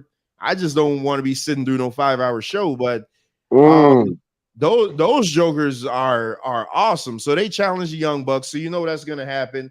And then they have all these groups in wrestling. I still ain't seen the Ballhead Brothers group. Ballhead Brothers. Yeah, well, unless you bring up the Harris Brothers or whatever they call. So then Samoa Joe comes out and he beats this clown in like 10 seconds. And I take back what I said about Samoa Joe. Like, he has a shitty body, but he makes it work. Like he legit looks like a badass because his terrible beard, his ugly flat nose, like he looks like a menace. Like he looks like the type of guy that if you were walking down a dark alley and you saw him, you'll be in like, trouble. Boy, I might have to just move. Like, he beat this clown in like 10 seconds. So they said it's the fastest win in AEW history. I guess that's what they said. But then he challenged CM Punk. But here's the thing. I loved his reasoning. Again, you got to just make it make sense. He said he already talked about the elephant in the room. He said, hey, me and CM Punk just had a match a few weeks ago for the Owen Hart Cup, but I didn't like how it ended. A roll-up shouldn't end that that type of match. The history that they have, that's all I need. Make it make sense. So him and old man Punk gonna go at it. And I think, and then the women came on, and I seen Willow Nightingale, which is a whole nice, healthy woman. She came out. She came out for the stage. She came out for the stage. Nice, healthy.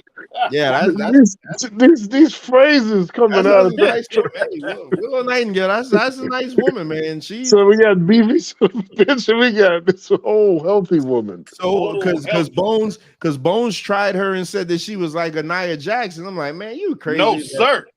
Yeah, that's a nice woman there, but she the way she ran down the aisle, yeah. Now Nia Jax, man, yeah, she would have torn something. Oh, MD, that was a show that you were supposed to go to, right? Yeah, like I said, my son had a game, but luckily, a couple of weeks they'll be in Georgia, so I think I'm gonna go to that one. So you saw the whole thing?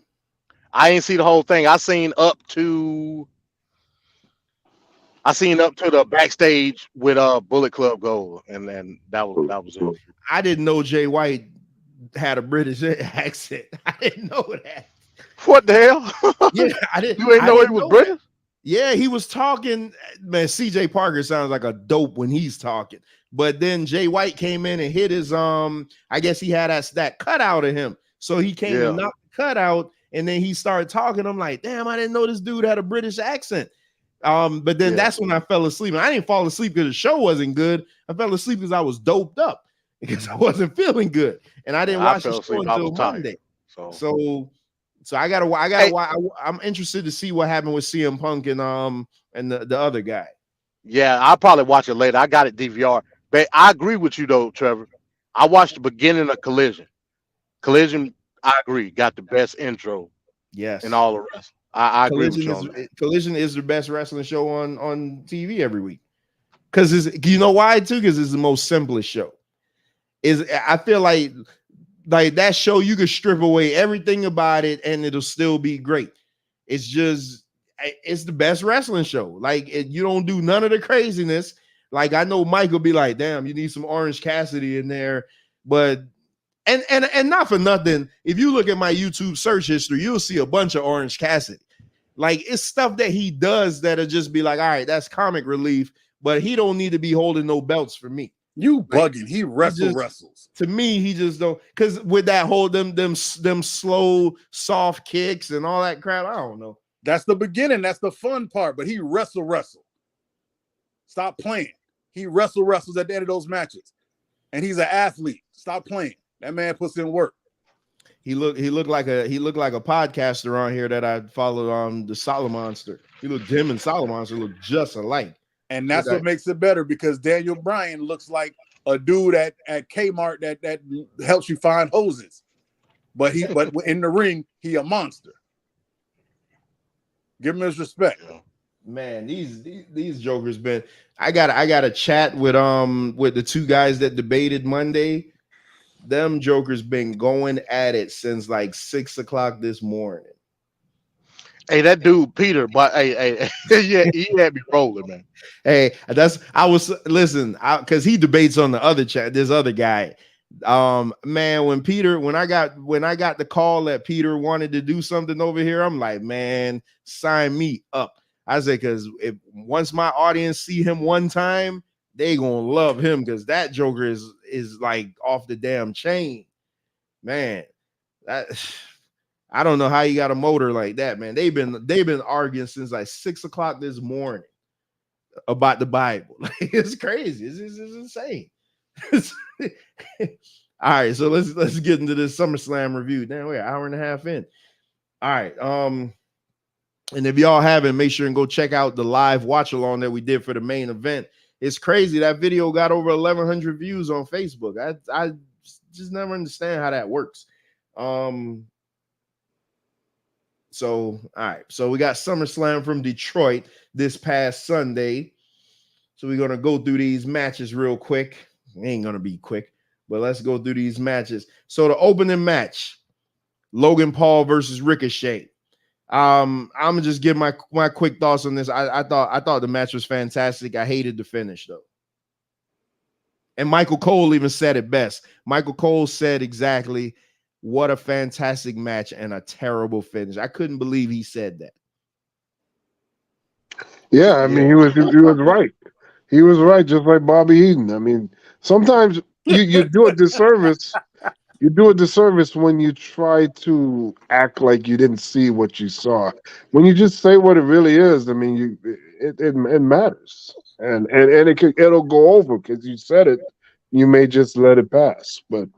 Yeah, he was right on that. There was nothing about. I mean, the match was really good. It was an entertaining match, and that finish is annoying. But I felt like this should have been their second match.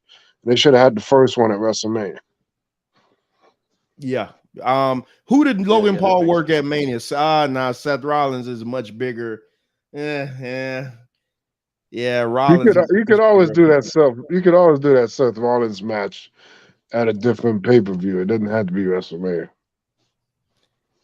What MD? What you thought about this match? Yeah, it was a great match. Like I said, we all expected to see some good spots.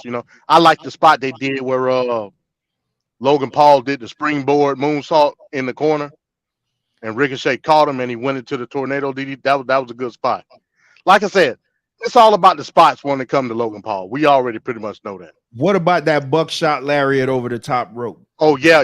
When he over the top rope down to that was fire too. Yeah, bro. Logan Paul, hey. I see, but the thing is, he like, you could put him just like you're gonna put Roman. You ain't gonna see him all the time. So, but at least he's not the champion.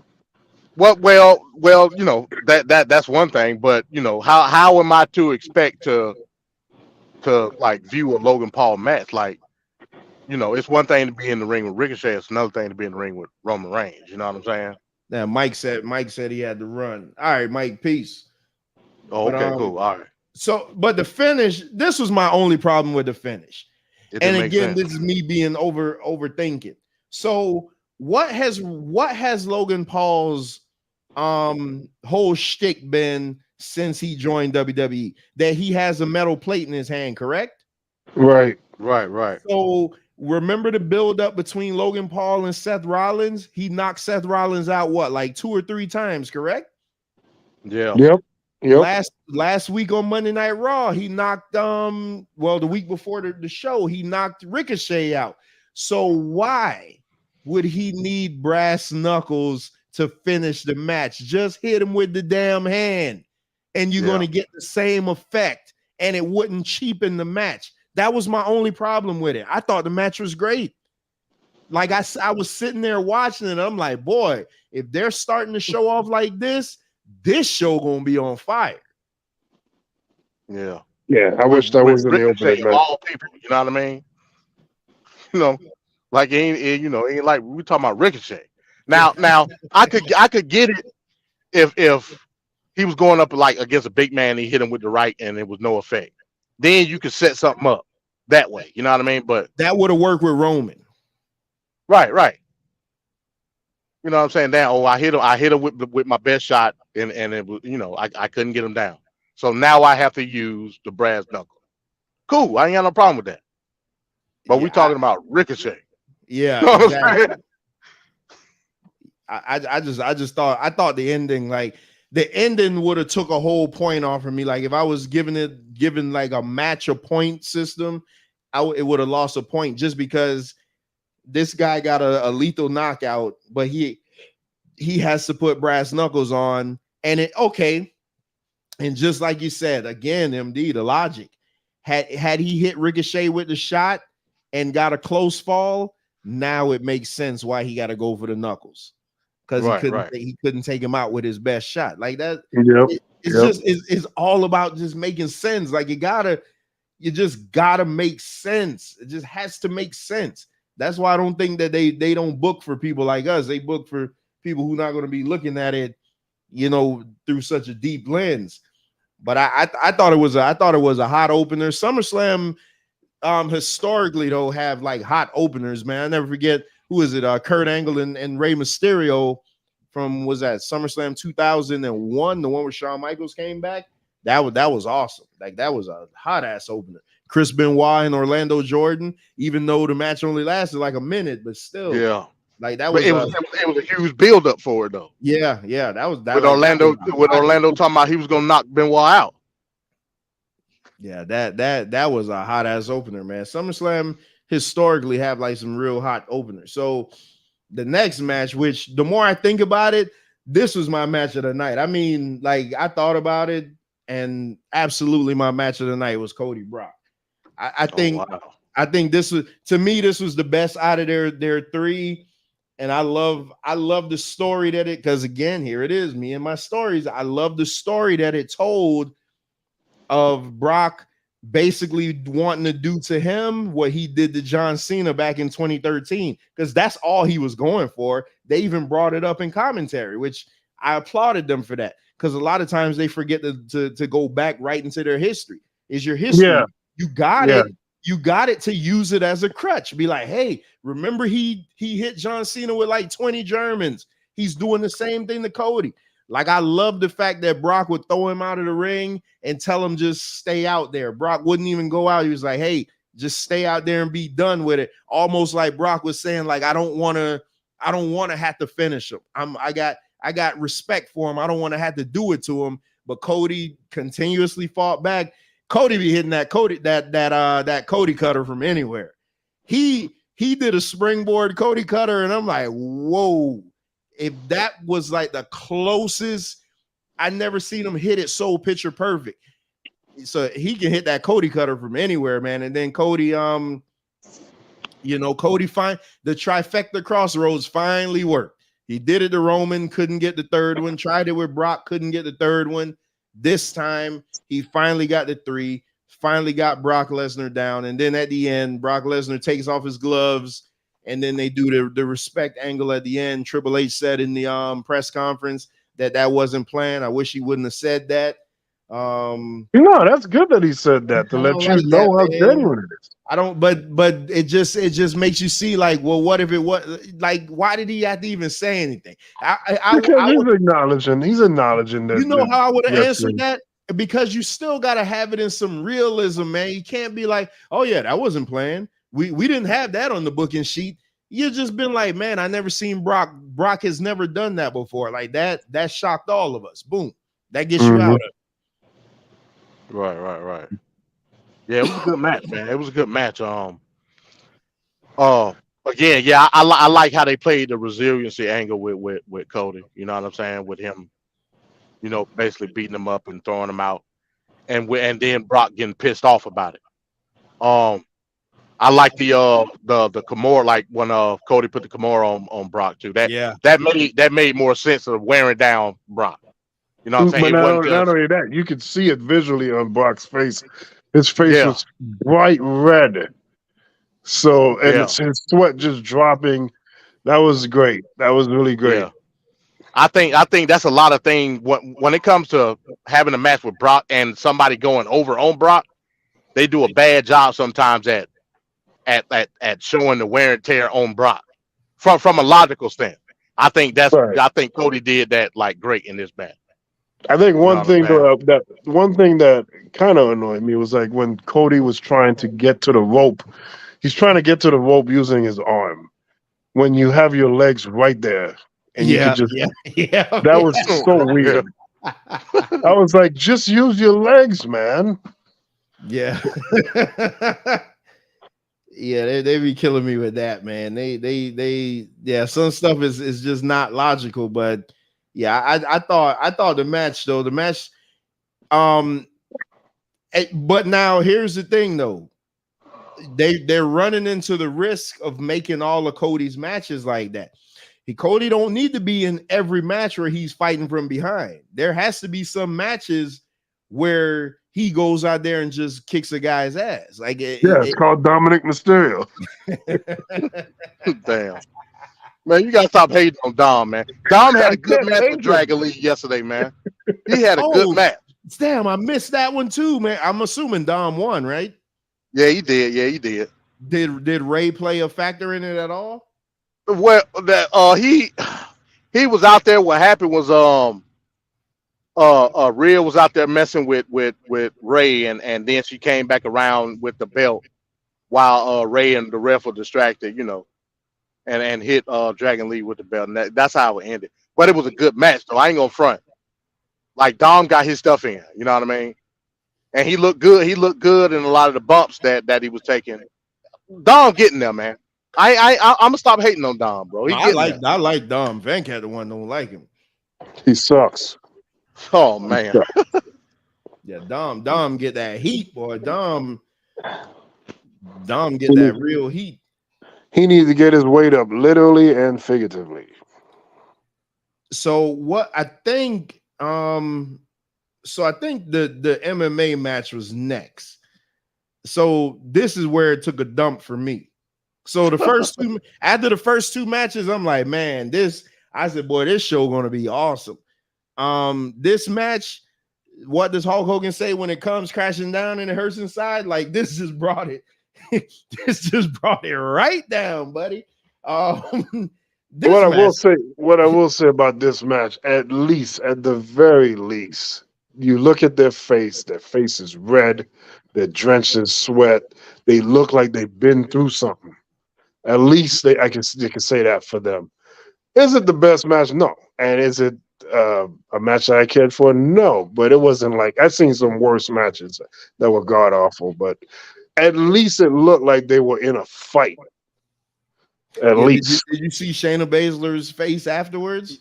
Yeah, I saw on Raw, man. She had a huge like her eye was swollen. Ronda connected with that knee. Right. You can't say the same for the main event participants. They looked like they were having a conversation over tea. But this, I think this would kill this for me is Okay, we know they both got MMA backgrounds. Fine. Then, but now you're trying to introduce an MMA element into a worked wrestling match. You can't have it both ways, because if they're going to have an MMA match, you got to pull all your punches. So the stuff that would look good now looks like shit. Then you're saying that is an unsanctioned match. But if it's an unsanctioned match, then why is the referee doing a stoppage to check to see if somebody okay? That's not how that works. The match ends in knockout or submission. You don't stop in the middle of a match and be like, hey man, are you okay? No, that's not how that works. So what would have been better is if they would have put them in either a cage or the fight pit. At least in the fight pit, you have that element like, okay, you could use your MMA skills, but you're still having a wrestling match or just a outright street fight. To me, this didn't end. Ronda's done. Like, that's it for her. She's done. She's gone. This was not, there was no finality to this. Like, and worst case, okay, Shayna wins this match. Shayna should have been on Raw the next day. And I know she got into it with Zoe Stark. Shayna should have been on Raw the next day and demanded a match with Rhea Ripley. And she shouldn't have, because you got history there. Rhea Ripley is who beat Shayna for the NXT title. Shayna should have just been like, look, I'm the person that ended Ronda Rousey in WWE. I want the title. Rhea, that's it. I want the title. Damn you, Raquel, whatever. She should have just been there with piss and vinegar, or at the least punch Becky in the face. Do something. Yeah. Well, the thing is, though, that she wanted all these unsettled scores, and they basically trying to work her in to something. I don't know what. She's a legit badass, man. On NXT, that's what I'm saying.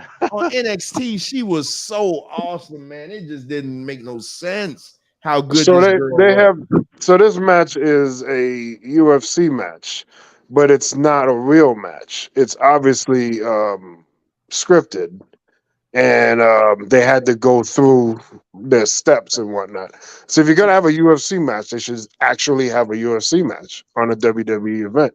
And I think that's what it should have been. I think you're right. Earlier you had said on the other show that we did when we did the main event watch along, you were saying how this match should have been like a fight, some sort of street fight or some sort of no rules match, falls count anywhere, something different.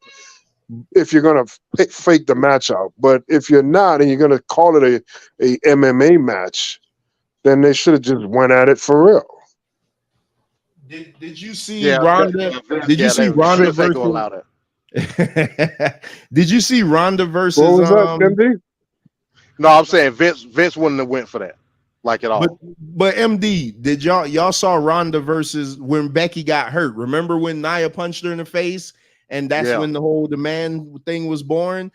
Did you see Charlotte took the place of Becky? You remember that match that Charlotte and Ronda had at Survivor Series? That street fight where Charlotte beat the hell out of Ronda with that kendo stick. That was one of the best, most violent women's matches we ever seen. They could have did something like that. And it would have my whole problem with this match is that they took the element of the realism because you couldn't do a real MMA match. But there's this thing in wrestling called a street fight that you could bring out all your weapons, you could do whatever, and you give the crowd what they want. Ronda could have took a bump through the table, and that could have been it for her. Right. The problem is they want to capture the allure of these two being having MMA backgrounds and expecting us to believe that they gonna get in the ring and have an MMA match. I don't believe that. You know what I'm saying? Especially when Shayna went for that roundhouse kick to the head and Ronda Rousey just went limp. I said, what the hell? You know what I'm saying? She missed it by a mile. She missed it. She missed it by a mile. The other thing is it's an MMA match. Shouldn't it have been a cage involved? Like they could have put a cage down on that. Why they could at least did the fight pit. At least the fight pit matches, the 2 or 3 that they've done have all been great. Like they got the gimmick that you use for blood feuds like this. And they didn't pull the trigger. And it's not like Ronda is coming back next week. Like, that's it. She's done. She's gone. Yeah, they should have took the MMA aspect out of it and just like I said, they should have just went straight street fight. I should have saw chairs and kendo sticks and tables and all that. You know what I mean? At least from a wrestling perspective, that can suspend my disbelief more so than a MMA match. You know what I'm saying? Yeah. Yep. So they should have went that route. So in the typical WWE, booking everybody like shit. So now you got to give everybody a participation trophy. The participation award of the night goes to LA Knight. So they got it right. LA Knight should have won the Battle Royal, but I thought the Battle Royal was stupid for one main reason. The whole time LA Knight has been calling out the US champion Austin Theory. Austin Theory doesn't have a match on the SummerSlam card. Austin Theory has a match the Friday after SummerSlam to defend his title. Oh, but it only gets better. Austin Theory was in the damn Battle Royal. Why? I thought that was weird. Why? I thought that was weird when I saw him. I couldn't believe he was in there. Why? Originally, I thought that the Battle Royal winner was going to get a title shot. That's what I thought it was. Santos Escobar was in there too, wasn't he? Yeah, he was in there too. Oh my God. So again, why? Probably because they didn't have enough. They probably didn't have enough people to make up the Battle Royal and then everybody on the card. So they probably have the Battle Royal.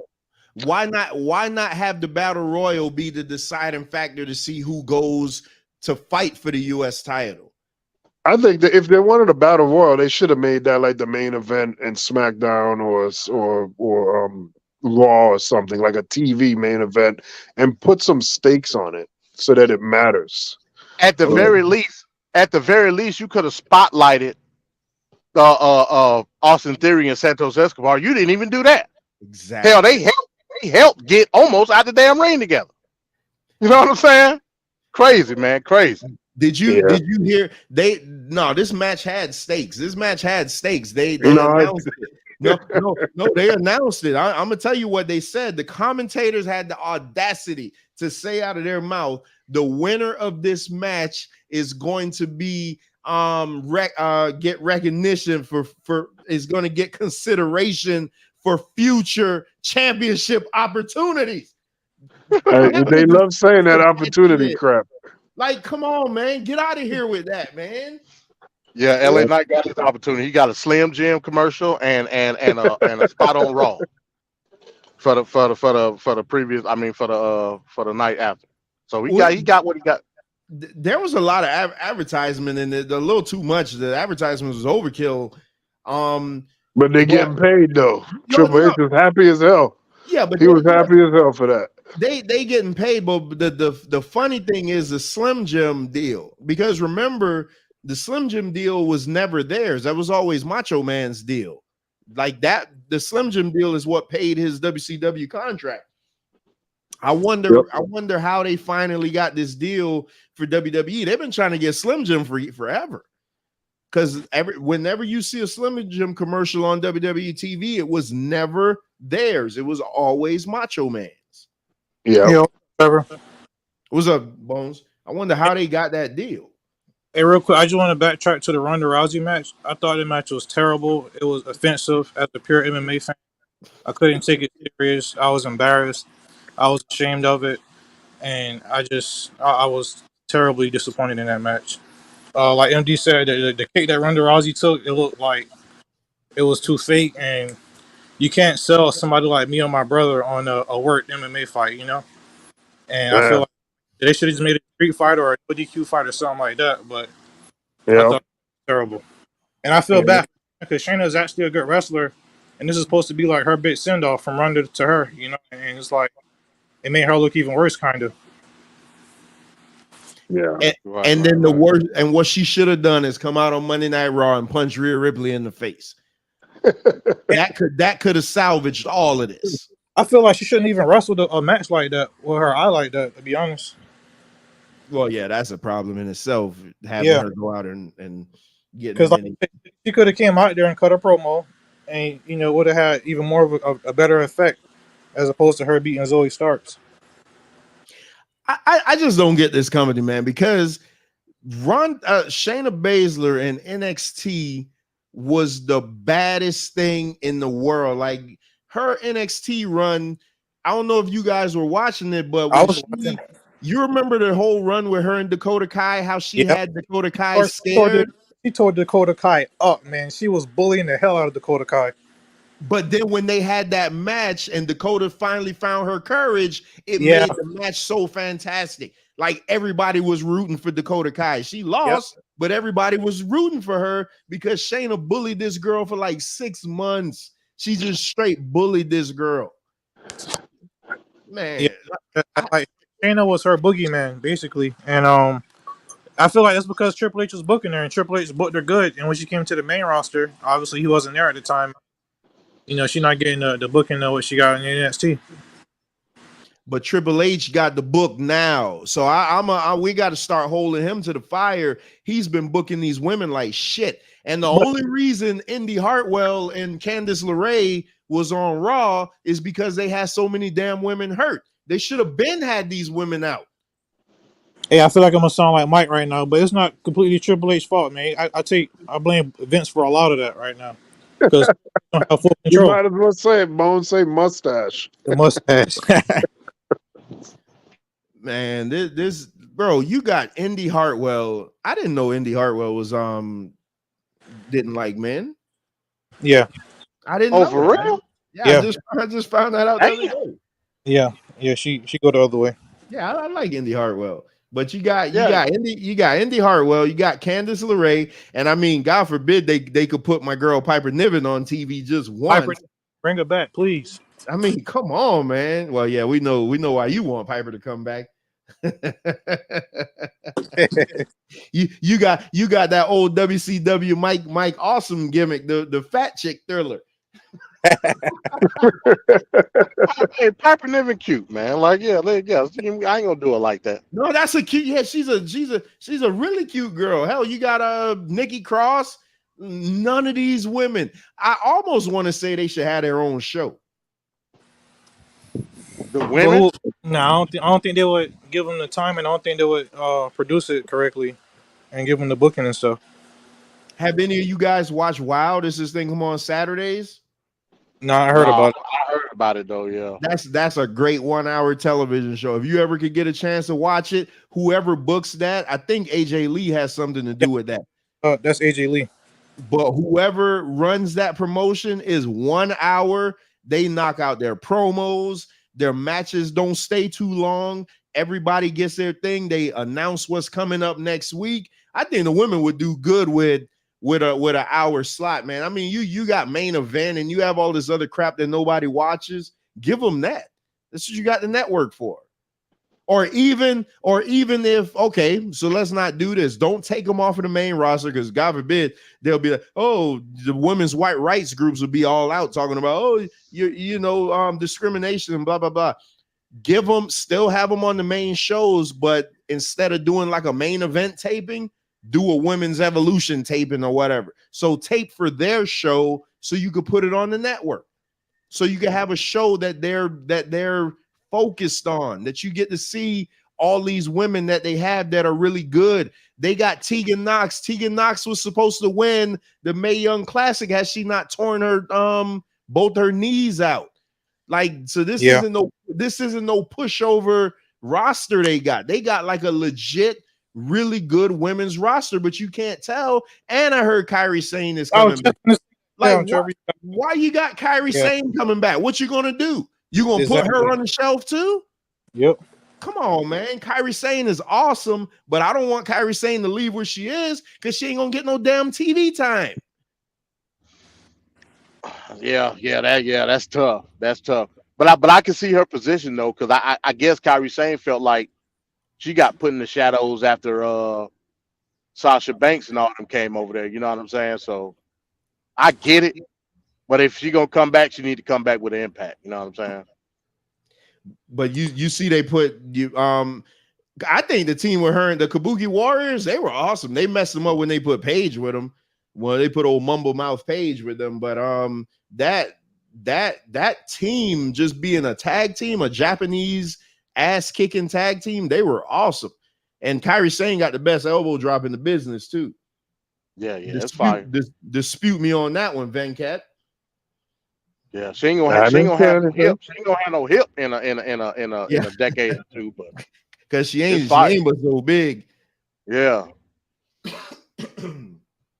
Yeah, Kairi Sane is awesome, man. But she don't need to come back just to be nobody's second or anything like that. Unless they're gonna feud her with Io Shirai or put her and Io together. But Io the champion now, so I mean, I don't know. So you see how the SummerSlam Battle Royal Slim Jim logo right next to it, and it was heavily promoted Slim Jim the whole night, and then magically they debuted a Slim Jim commercial, and LA Knight was in the commercial. It's like not much imagination there. Who was going to win that Battle Royal anyway? Well, he had. Come on, can you imagine had he not won that Battle Royal? I mean. Well, I can't imagine what it is. He's been losing everything else. You know what I'm saying? Yeah. He had been losing everything. So in our next match, we got the best champion in WWE. I mean, let's just call it what it is. Gunther is his title reign. If Roman had his title reign, then we'd be saying Roman is like the greatest champion. So Gunther has the defenses and the banger matches. He just doesn't have the stories. Like, so Roman's title reign has been purely story driven. Gunther has just been performance based because this Joker hadn't had a bad match. And I thought this match would have been really good had it had like an extra maybe 5 minutes because it started to kick in second gear and then they ended it. But I did notice towards the end, the way Drew left the ring looks like he may have been hurt. Because the guy that loses don't just get up and walk out like that, and so I'd like to keep a close eye on what's going on there. But that's his first match back, right? Yeah, but I thought this match was a banger. But had it been a little bit longer, I think it would have went into that territory of like great Gunther matches. Yeah, when Gunther get on that roll and he starts doing those moves repeatedly, one after the next, you're like, oh crap, that means it's gonna be over now. Yeah. When he hits you with that damn clothesline, then you know that's it. Like it's like, all right, it's over. It's over. That's why I go to the truth, man. But I thought this was gonna be more hard hitting than what it was, based on what I've seen, especially from the triple threat match. Yeah, I was like that. Yeah. So I thought it was going to be more hard. The match did not live up completely to what it was thought to be. It wasn't bad. It just wasn't where you would think it would be. Yeah, it was a good match. I feel like we all expected more from these two, basically, and I feel like it could have, like Trevor said, took it into another level or kicked it up into a gear. Trevor, do you like how the sequence for the other finish went with Drew hitting the ropes? Oh shit, he broke up. Can you hear me? Yeah. Oh, I'm sorry. I said, do you like the sequence of the finish with Drew hitting the ropes? And then he got the clothesline, and then he powerbombed him, right? Yeah, that's how it finished. Yeah, I love. Yeah, Gunther. I don't think Gunther could do anything that I don't like. And like Venkat said, when he go into that succession of moves, he couldn't have hit Drew with the Last Symphony because Drew is a little bit too big for that.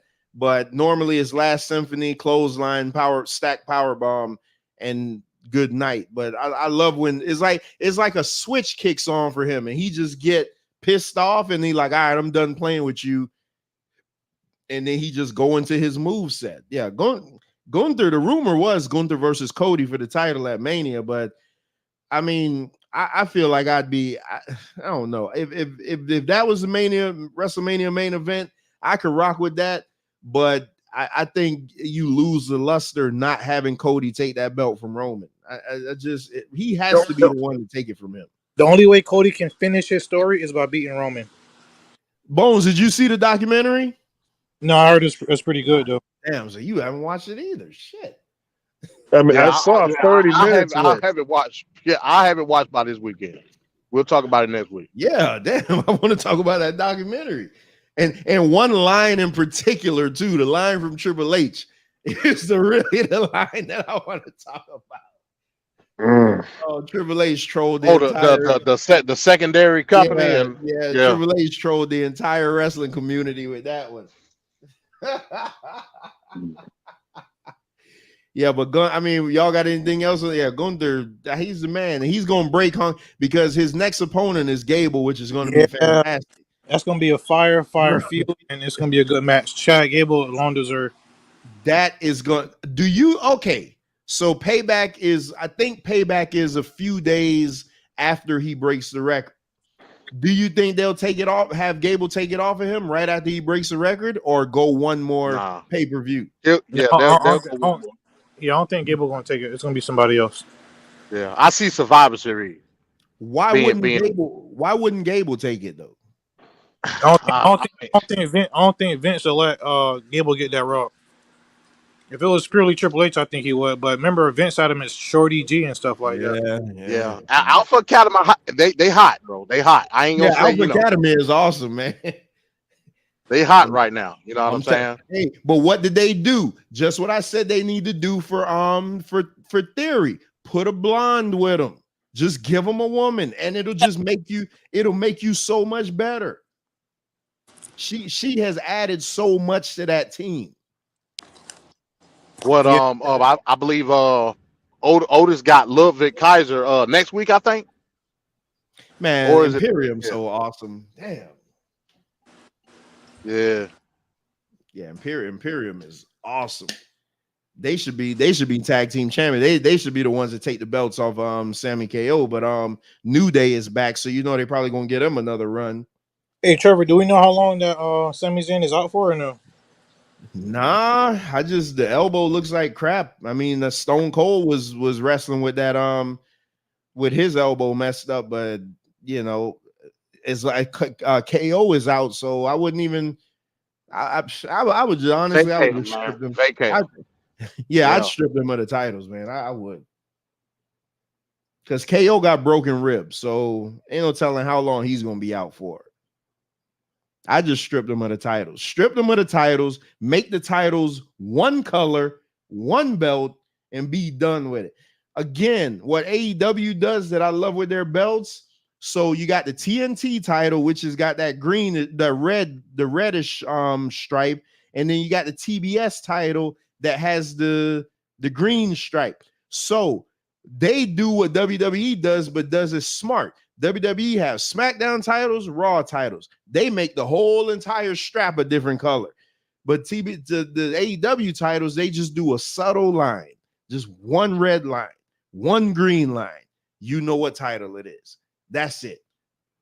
I mean, I can't, man. Y'all would have ever thought a couple of months ago I would have been the one singing their praises?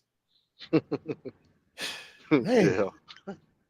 Bones, do you get your merch from your shirts from them off of AEW shop, or you get it from Pro Wrestling Tees? I usually get it live when I go to the shows. Oh, okay. You see how he just flexed on me? He was like, he was like, nah. He's like, nah, fool. I go there live. What the hell you talking about? All right, so the next match, I thought this match was awesome. I mean. Finish aside, because Finn Balor looked like an idiot, but finish aside, I thought this match was awesome. This match redeemed the one they had at Money in the Bank. Was it Money in the Bank? That was Money in the Bank. I thought this match was awesome, man. Seth don't miss. Like Seth, you rarely see a match where Seth Rollins come out flat, but him and Finn worked their ass off in this match, but I think Judgment Day is entering bloodline territory now. At some point, they got to stop interfering. Like, it got to be where their guys just do something without them being there. Because is you going to run into bloodline territory where it's just same old wash, rinse, and repeat. You know how all their matches going to end. But I thought this match was, I just thought this match was just overall just a fantastic. I want to say this probably was my second favorite of the night. Yeah, this was my second favorite of the night. Yeah, mine too. For me, mine too. Yeah. this was my match of the night. I love the story. It's just I have a problem because this is basically the same storyline that they did at Money in the Bank. So I feel like they shouldn't have fought at Money in the Bank and just saved the match for SummerSlam. And it was also a similar finish too, which I didn't like. But storyline aside and the finish aside, if I just take the match itself, it was a great match. I loved it, and it was my match of the night. Yeah, it was a good match, man. Like I said, it's my second favorite too. The only problem that I got with it is this: they did such a good job putting the story together with the whole 7 years and all of that, and the payoff just didn't seem right because of the interference. You know what I'm saying? Exactly. Where does that leave Finn with Seth? You know what I'm saying? He's just gonna like stop messing with him now? Like it don't make sense. You know what I mean? So it should have been this is, if anything, this is the match that should have been in a cage or Hell in a Cell, whatever. You know what I mean? Like just end it. If you're gonna end the angle, end it with just them two, nobody else. You know what I'm saying? So that's my problem. Like the finish killed it for me.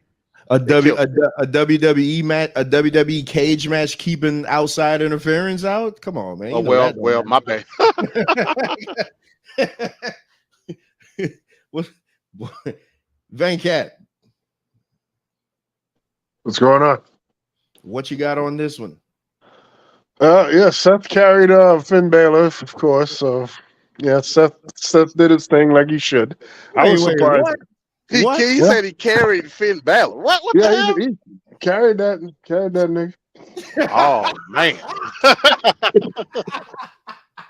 Yeah, Seth came through once again. Nothing new there. He did a great job. The match was good. I mean, you guys have a problem with the interference. I thought the interference added to the match. I know it's similar to like the last matchup, but I liked it. I think that this was probably the best match overall in a night between this one and the opening match, Ricochet and Logan Paul. See, here's the problem, though, Van Cat. Here's the problem. You always put emphasis on the title or whatnot. They used the world title match to further an angle with Damian Priest and Finn. That's what they use this match for. Let's keep it real. You know what I'm saying? It's okay. Like it was more about Priest and Finn than it was this whole 7 years, and they did a great build up to it. That's my problem with it. Hey, I like how Finn had the word 7 on his shoulder. I thought that was cool. Yeah. And that was fine. Also, Seth wore his exact attire from SummerSlam 7 years. SummerSlam, yeah. And Seth always do like nice little touches like that, and I love the attention to detail. You know. And it all came crashing down with the finish. Yeah, because it was so clunky. It was like so. Now clunky is the women's triple threat. Well, that was clunky. This wasn't as clunky. The way that Damian Priest looked at him. So you helping him or you're not? Like you throw the briefcase in, and then it's like, but he got this look on his face like, yeah, I ain't really helping this fool. No, I didn't get any of that. I got Damian Priest did the thing right to me. I could see his perspective. I could see where he was coming from. They're trying to make it seem like he might be screwing him over. He was helping him. Finn Balor, dumbass, just didn't deliver. And I was expecting Seth Rollins to lose because, like, with the question about his health. I thought it was going to be a cast. So that was going in. Right, going in, I was already thinking it's a foregone conclusion that he's probably going to lose this match. So I guess that's why I liked it so much, because my expectations was one way, and then the delivery of the match I thought was good. I mean, you guys got your reason, I get it, but I was good with this match. Why are you telling me that, though? You got to tell the world that, not me. Yeah, I don't know. I thought Priest was going to leave as champion, because I think I even said that on the prediction show. it just looked like everything was heading that way. But now Seth is going with Nakamura. JD McDonough is now getting involved with this, and it's just. I mean, I like Judgment Day though, so I'm not gonna crap on them. And what Mike, I wish Mike was still up here because I did see the House of Black. I did see them. Badass presentation. Like their presentation is so awesome. But them and the Judgment Day are not the same. I don't know why he say like low budget Judgment Day or Judgment Day is rip off House of Black. People say that because Judgment Day was formed like after House of Black and not too far after them, if I remember right. But that is like the Demolition Road Warrior comparison. They're two different things. Yeah. They're not I too agree. different. They're not too different. It's blatant ripoff. The It's powers not, of it's pain not are different at all. ripoffs of the Road Warriors, not Oh Lord, because the spikes are smaller. the powers of pain are the exact same Demolition, the Walmart version of Demolition. I mean, of the Road Warriors. Demolition is a S&M, a Sadist Masochist ripoff group, like with the Gimp and everything. That had nothing to do with the Road Warriors. It had everything to do with the Road Warriors. If the Road Warriors didn't exist, there wouldn't be a Demolition. Yeah, you can't compare the two, bro. Like in Yes, the House you of can. That is the fundamental thing. I can remember it like yesterday. In the House of Black, I'm talking about House of Black and Judgment Day. In the House of Black, in the House of Black, Malachi Black is the microphone. That's it. In the Judgment Day, everybody talks. Everybody has their own personality. Everybody gets over in their own individual way. Like the House of Black. But you can say that. But Judgment Day has that too. I mean, Dominic. They all have their own like personality. House of Black ain't getting over individually, man. Let's keep it real. Plus, just the Dominic factor alone, you can't compare them because the House of Black is too cool to have anybody of Dominic's character in their stable. Wait a minute. You ain't gonna disparage. You see how they hating on Dominic? Yeah, you ain't gonna disparage the good name of Dominic. Bones just speaking the gospel. That's all. Bones speaking the gospel. Real, bro. You can't have a Dominic Mysterio character in House of Black. It won't work. But I do like that. What's his name? Brody. That Brody guy. Brody I like King? him. Yeah. He look like a big. He just look like a big bastard that'll just kick your ass. Like he just look like he don't play no games. But not beefy. Nah, he's a big beefy son. My daughter right next to me now. So I'm trying to that's what I'm saying. But yeah, that's a big boy. I didn't realize because again, I don't watch him. I know Malachi Black. Yeah, but oh man, one thing I did forget to mention when I went over the injured wrestlers. So y'all heard the doctor said that told Big E that's it. Don't do it. It's done. Oh, for real? Yeah, it's over. They told him no doctor will clear him. They don't. No. Nobody suggests that he ever does this again. Well, you can kind of tell that, but from the injury he got, you could see that should have been cleared. And that's not a surprise. I mean, when he announced it, I'm like, okay, I thought that was the case. But what heat do you now put on Ridge Holland? Because this is a pattern now. Ridge Holland heard what? He heard Adam Cole. He heard the guy from Pretty Deadly. He heard he heard Elton Prince. He heard Adam Cole. He heard Big E. Also, if y'all remember when he was in NXT, he broke his own leg on trying to do like a suicide dive or something like that. See, they're getting hurt. They're getting hurt off clown moves, man. Yeah, that's like Big E shouldn't even have been out. They shouldn't be doing those moves outside the ring. Well, they should be in the ring. He suplexed him. He belly to bellied him over the. Yes, and he landed right on his neck. Yes, they shouldn't be out there doing that. I don't even want to see it. If he did that in the ring, it probably would have been the same. Yeah, it would have been outcome. You land on your head pretty much anywhere. It's gonna break, bro. Especially the size of Big E. Yeah, Big E is a damn tree trunk. I can't fault him for that, but I will say he shouldn't be doing tope suicidas and tope con heroes and all that off the over the rope and stuff like that. That's how he broke his leg. When I watch him wrestle, I always gotta keep one eye open because I know he hurt so many people. I'm just like, damn, get out of this match alive, or like don't hurt this guy. I'm like, man, this guy got a world title, man. Bro, if they ever say that Ridge Holland versus Cody coming up, I'm done. I ain't even watching it. Because So with the Big E injury, was it that he just didn't release him fast enough on the belly? Like what was the? He lost him and he lost control of him. So he didn't get the full rotation. You can see it online. They got it up. Yeah, I've seen it plenty of times. He didn't get enough rotation on him. Pretty much, he wasn't Big Papa Pump. Yeah, so instead of him getting the full Biggie entire body over, his neck never cleared. Yeah, it's almost like did you remember that one SmackDown where AJ Styles wrestled James Ellsworth and he did the Styles Clash on the steps? Yeah. And at the very last second, Ellsworth was able to tuck his head. Yeah, or not tuck his head. He laid out. Yeah, because if not, he would have been dead. He would have been killed right there live. That Styles class move is kind of dangerous, man. I never really looked at it that way, but it is a lethal ass move. It's somebody that got hurt. Yeah, that guy before. Yep. Damn, who was that? I don't like the setup for it. The setup is too clunky. Like it's not a clean transition. Because it's like he got to get your legs, then he had to step his leg back when you could see the guy clearly holding the other leg. Then he got to get in position. He turns so he can get in view of the camera, and by that time you're like, "Come on, man!" And then if the guy don't lay out flat, then that's it. It's just like the DDT. Jake the Snake. Somebody got their neck broken on the DDT because they didn't lay flat. You're supposed to lay flat.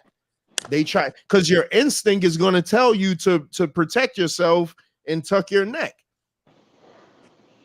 When Johnny power drive me when we were backyard wrestling, Johnny hit me with a power driver and he told me, he said, whatever you do, whatever your instinct tells you to do the opposite. Because my instinct is telling me to try to position my neck in a way which would have been lower than his thigh. But because I listened to him, he was able to drop me right on his thigh, and it was a safe move. Had I done what I was thinking of doing, I probably would have been all messed up. The original Biggie. Wrestling is dangerous as hell, especially when you work with an unsafe person like Venkat. Venkat hit me with a lariat one time. He hit me with a lariat. You know, when you hit somebody with a lariat, you're supposed to kind of tuck your elbow so they get hit into the cup of your arm. He hit me arm straight out, like straight out. Damn, Venkat. Bro, the man's so unsafe. Like I would never work with somebody like him, man. Dude, Trevor, are you saying Venkat is like Rich Ollie? Yeah, exactly.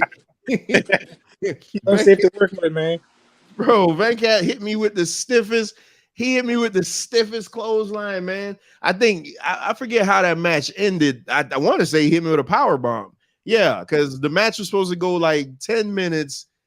He took it upon himself to like just change the whole script. My one and only title match.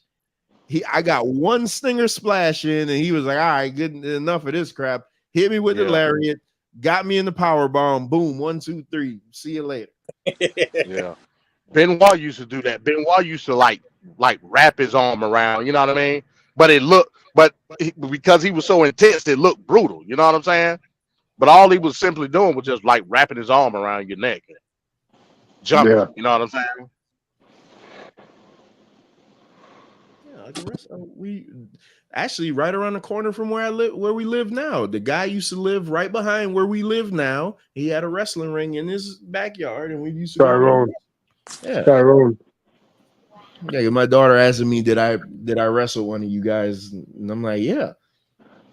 We used to backyard wrestle right around the corner. Ironically, right around the corner from where I live now. That's crazy. Didn't even think about that.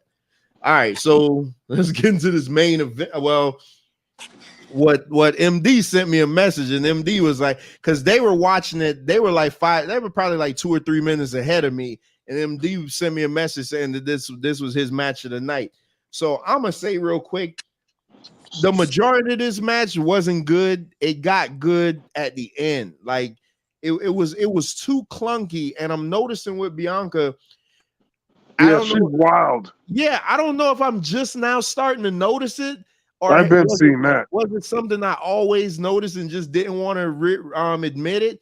She is very Dominic Mysterio-esque in the ring. Not that she's not good. She's fantastic in the ring. She's better than Dominic Mysterio. But she's not fluid. Like when you watch her move set, it's like not natural. She's thinking of the next move. Like when you watch Oscar move, Oscar moves like it's second nature.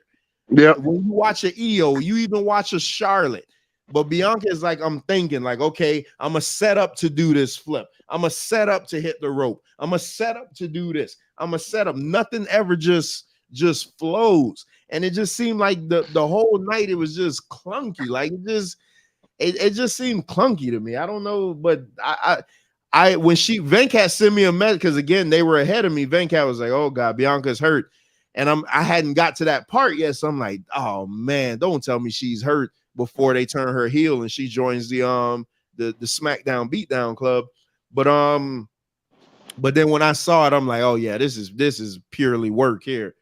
This is a I said this is a work here." And then and then I love how it played into the finish though, how she came back and hit the what was it, 450 splash, 450, right on Charlotte. Like, bro, that looks so sweet the way she hit it right on Charlotte. And then finally Asuka finally hits the miss spot good, like right in Charlotte's face.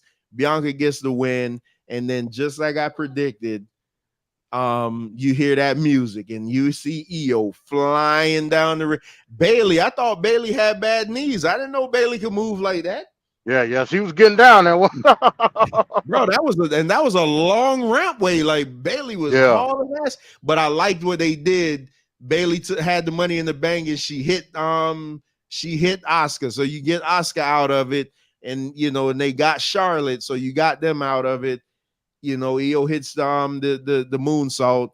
1, 2, 3, new champion. I did get that right because I said that was going to happen. Yeah, like I said, initially I thought Bianca was really hurt because, like I said, they didn't give a angle as to what happened. Then when they showed it again, I was like, she was nowhere near the step. Like, so what's the problem? You know what I mean? You heard a big bang when she went out of the ring, like she slapped the step. Maybe I don't know what happened. Yeah, she slapped. I'm assuming she slapped the steps. So like the first time I saw it real time, I didn't know what happened. I'm like, oh shit, you know what I mean? So, but when they showed the replay, I was like, man, she wasn't nowhere near the steps, man. So I kind of saw the writing on the wall, like at that point. I was like, yeah, they setting it up. I just didn't know how they was gonna come out in the finish. I didn't have no issue with the finish. Like I said, I know Venkat said something about the miss spot, but it was okay. You know what I'm saying? But in my opinion, I didn't like this match. Charlotte brought the match down. I think Charlotte is extremely overrated. She's very man. No, you want to you want to defend that one. No, like that. Come on, Bones. And like I don't like that moonsault she be hitting. The Bianca spot, I thought she really was hurt. They worked me. I give them that. They worked the hell out of me with that one. The finish, it was all right. Oscar did finally hit a good miss spot because she's notorious for missing them. The roll up was a little clunky, but that's not. I ain't gonna nitpick on that. But the match, it just didn't really flow the way I would have liked for it to.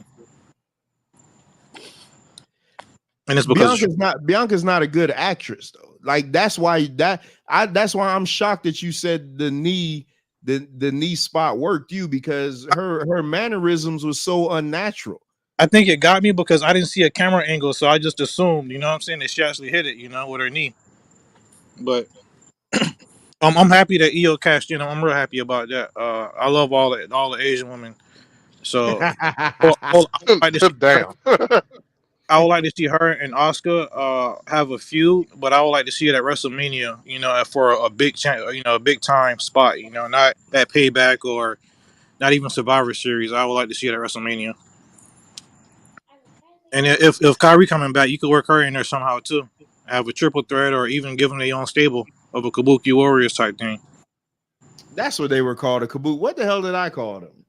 I You think said that's what you said. yeah, I you did say Kabuki Warriors. yeah.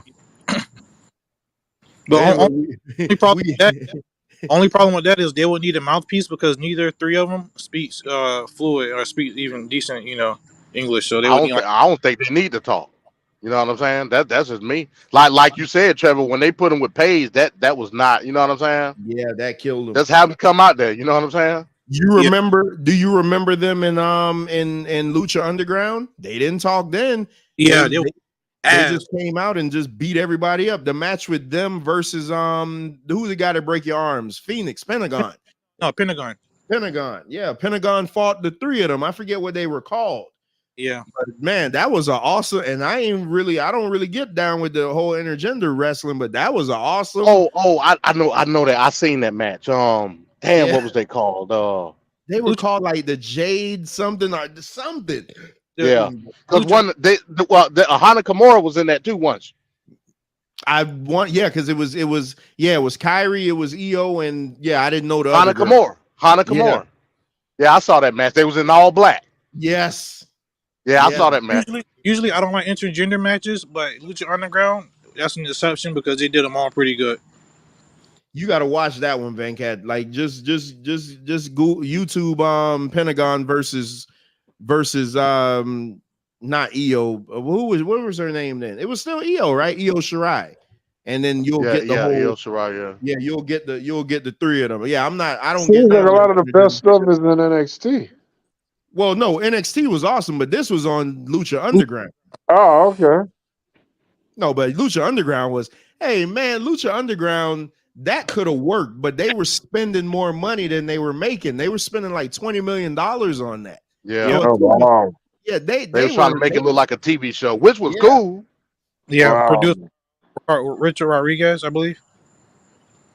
Bro, Black Lotus Triad, that's what they were called. Chris, Black Lotus Triad.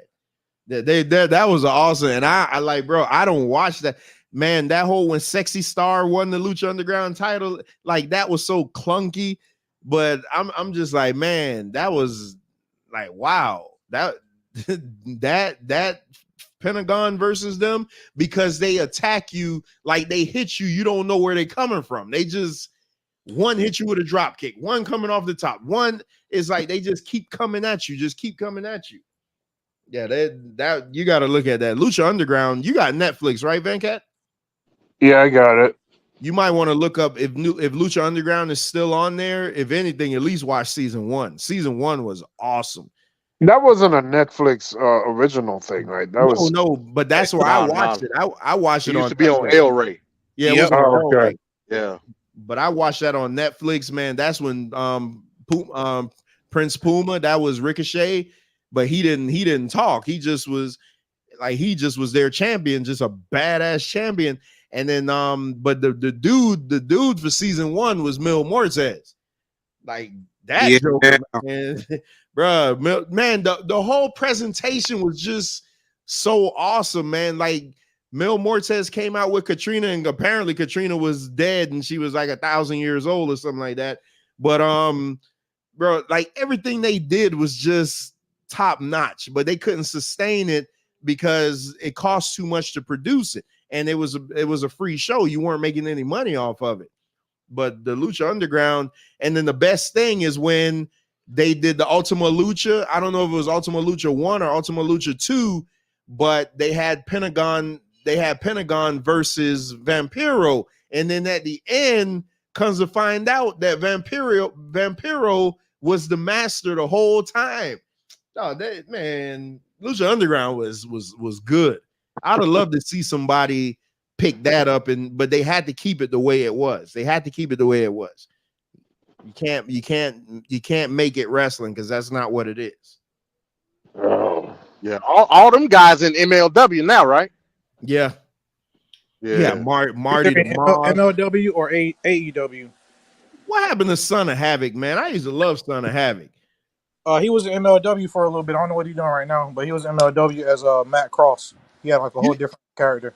You know, he was in Tough Enough, right? And he didn't make it. It's crazy who they had win Tough Enough versus the guys that actually was in it. Yeah.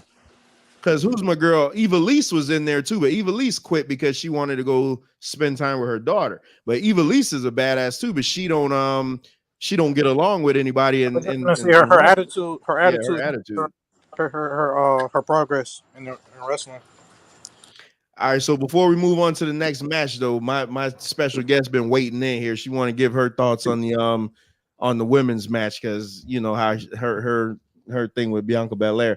All right, you gotta talk up. You gotta talk into the microphone. When Bianca Belair got the belt, I was finally happy again. But when Sky came, I was mad Why? because I hate her. Why do you hate her? Because she's not cool. She's not cool.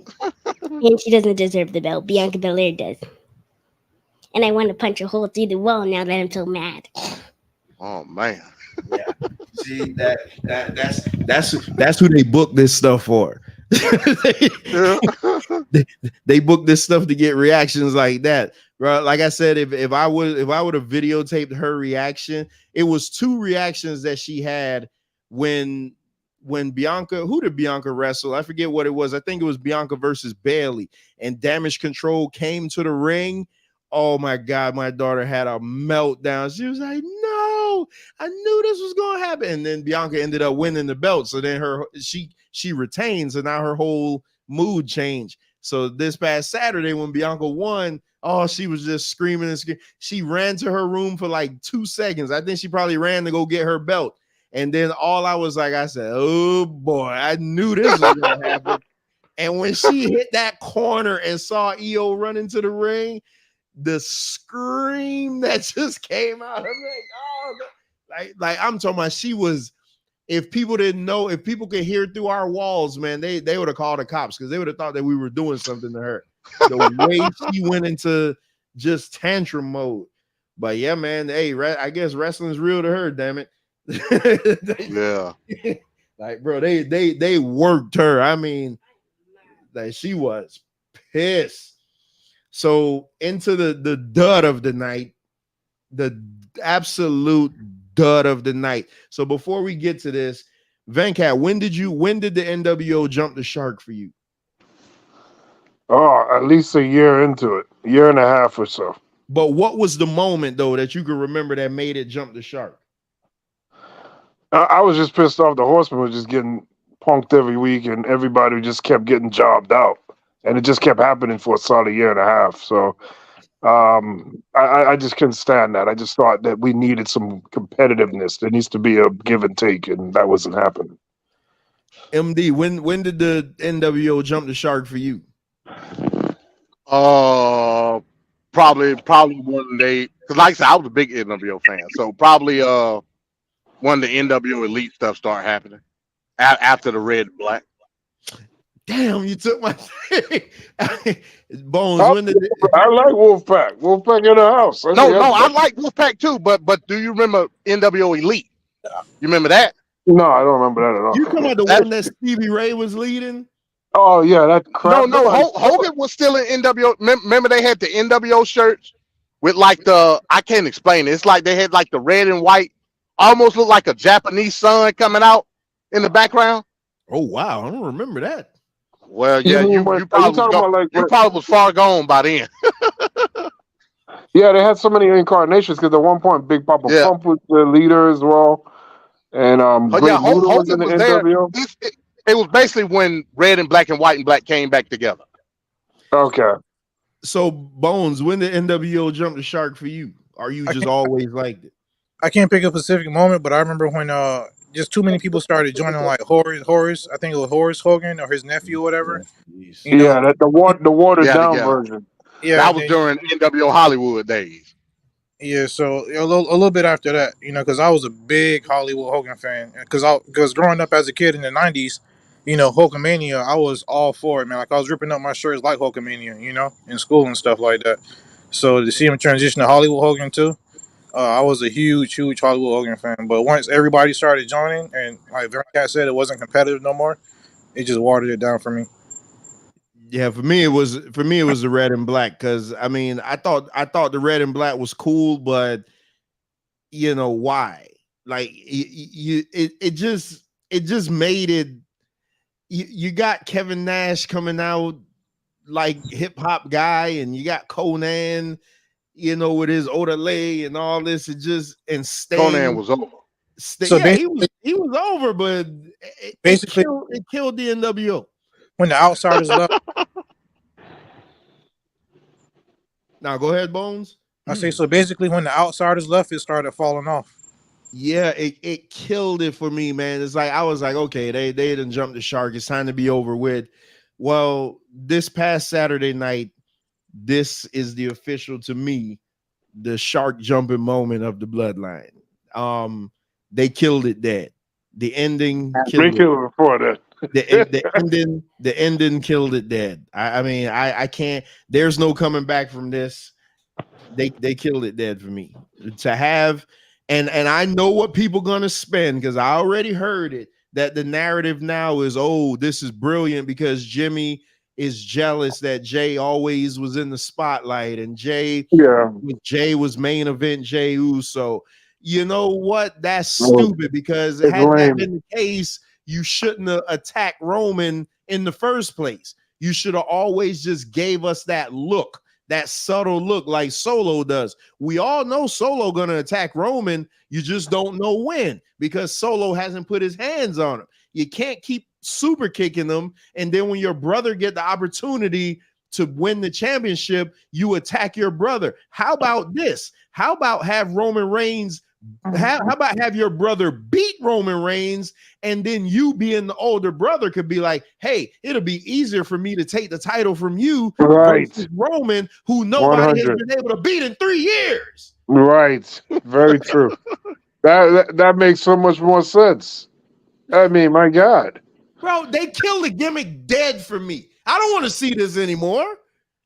Oh, wow. I don't care what they do anymore. They managed to take what I thought was some of the best storytelling. This was their best gimmick in however long. I can't even remember the last time they had a storyline this good, and they killed it dead. Because I don't care, you're gonna come out there and you're gonna tell me, oh, it was always jealousy. It was always, oh, why did you get the bigger piece of chicken as a kid?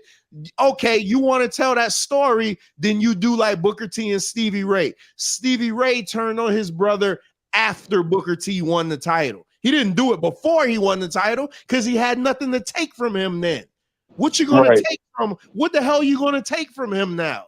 And then to make it even worse, the match was such a bore.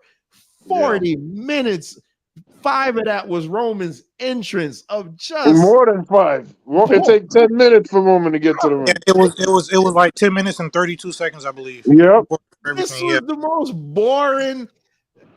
Like Venkat said, this was the softest. This was the softest street fight. I'm gonna say it was a street fight because they still never told me what tribal rules mean. What was it called? A tribal court match or a tribal combat? What the hell was it? What did they say the rules before any of us saw it? Because I don't know. Maybe they did not. Rules. Maybe they said the rules when I was switching TVs. Hey, Trevor, on WWE.com. Yeah, I was just gonna say that. Hey, Chris sent me the official thing on WWE.com that they put out on SmackDown, and it said specifically nobody can interfere in the tribal rules match. So why the hell was Jimmy allowed to interfere? Oh, don't tell me that. Yeah, there was nothing but interference. Hold on, let me. Y'all go ahead and tell. I'm gonna pull this up. Solo was. He doing research.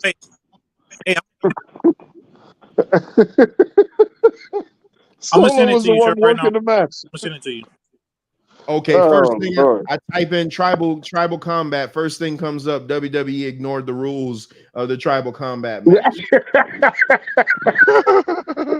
Damn, I ain't even. And I was playing when I said WWE.com. I ain't know it was for real.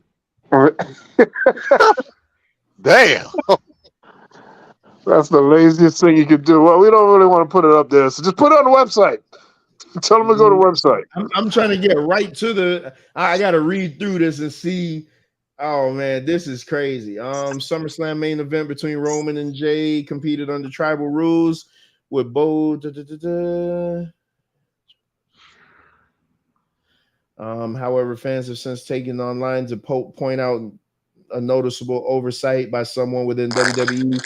When the match was first announced, the rules were explained on WWE.com that there would be no disqualifications and no countouts, but there was also a note that no one was allowed to interfere, something that was clearly ignored. Wow. Unfriggin' believable. Like, okay, so Bones just sent this to me. Yeah, let me stream this to my computer real quick. Like, how could you do this though? Like, if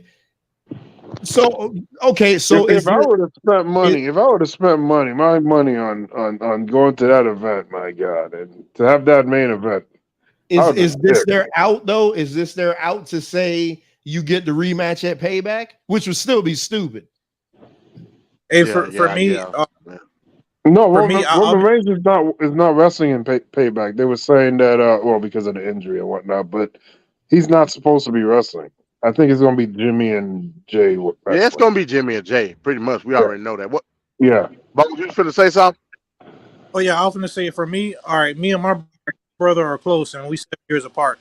So for them to be twins growing up and we never seen a sign of friction ever in the history of Usos tag team, and not to mention how, like as Trevor said, Jimmy super kicked Roman. You know what I'm saying? They fought Roman and beat him as a tag team.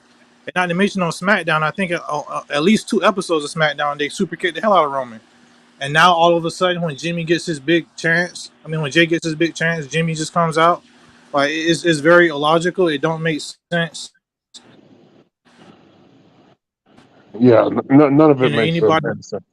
Wouldn't you wait until I won the belt though? Yes, because I will wait for your biggest moment.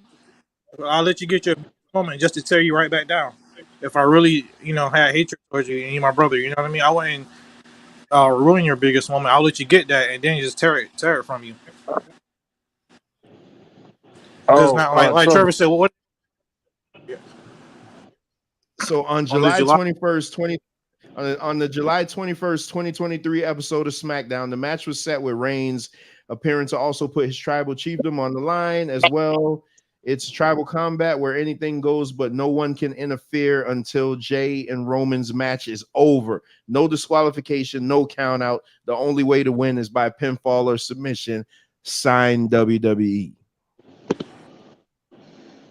Why did they take the time to make that whole statement and put it on their website for their second biggest event of the year, just for it to end like that? It makes no sense, bro. You can't make this up. I mean, they got too many holes in the ship. They need a bigger boat. And I know everybody called me the WWE apologist, man, but there ain't no way in the hell I could look at. Ain't no way in the hell I could look at a blatant like disrespect to your audience. You put that out there. We didn't ask you to put that out there. That will legit be like me showing you some personal information and then getting upset when you comment on said information that I showed you willingly. Like, bro, like the nonsense.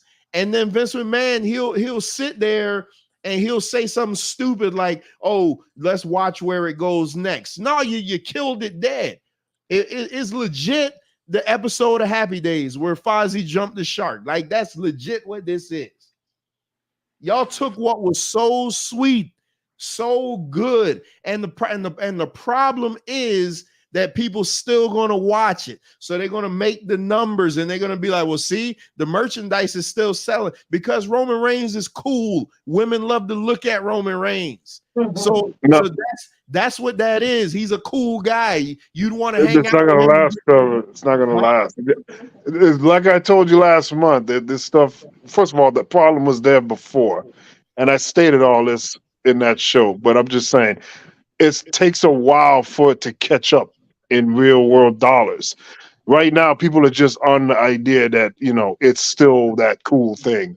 But if they continue, and that's what I was trying to stress in that show, they continue doing this nonsense, which they definitely are. And this is the problem didn't start at SummerSlam. It was already a problem from after that chair shot at Royal Rumble. It's been a downward decline ever since that chair shot. That was an awesome moment, and I think that's their peak. They ain't got back to that era, that part since that happened. The problem been there. It's just that it's showing up even more so now than ever.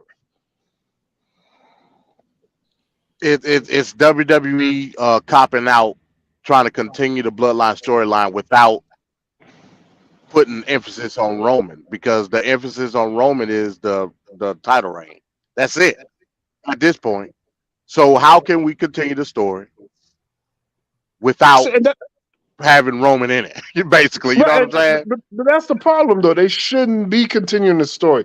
These guys sacrificed what 3.5 years now of Roman and the Bloodline running shop.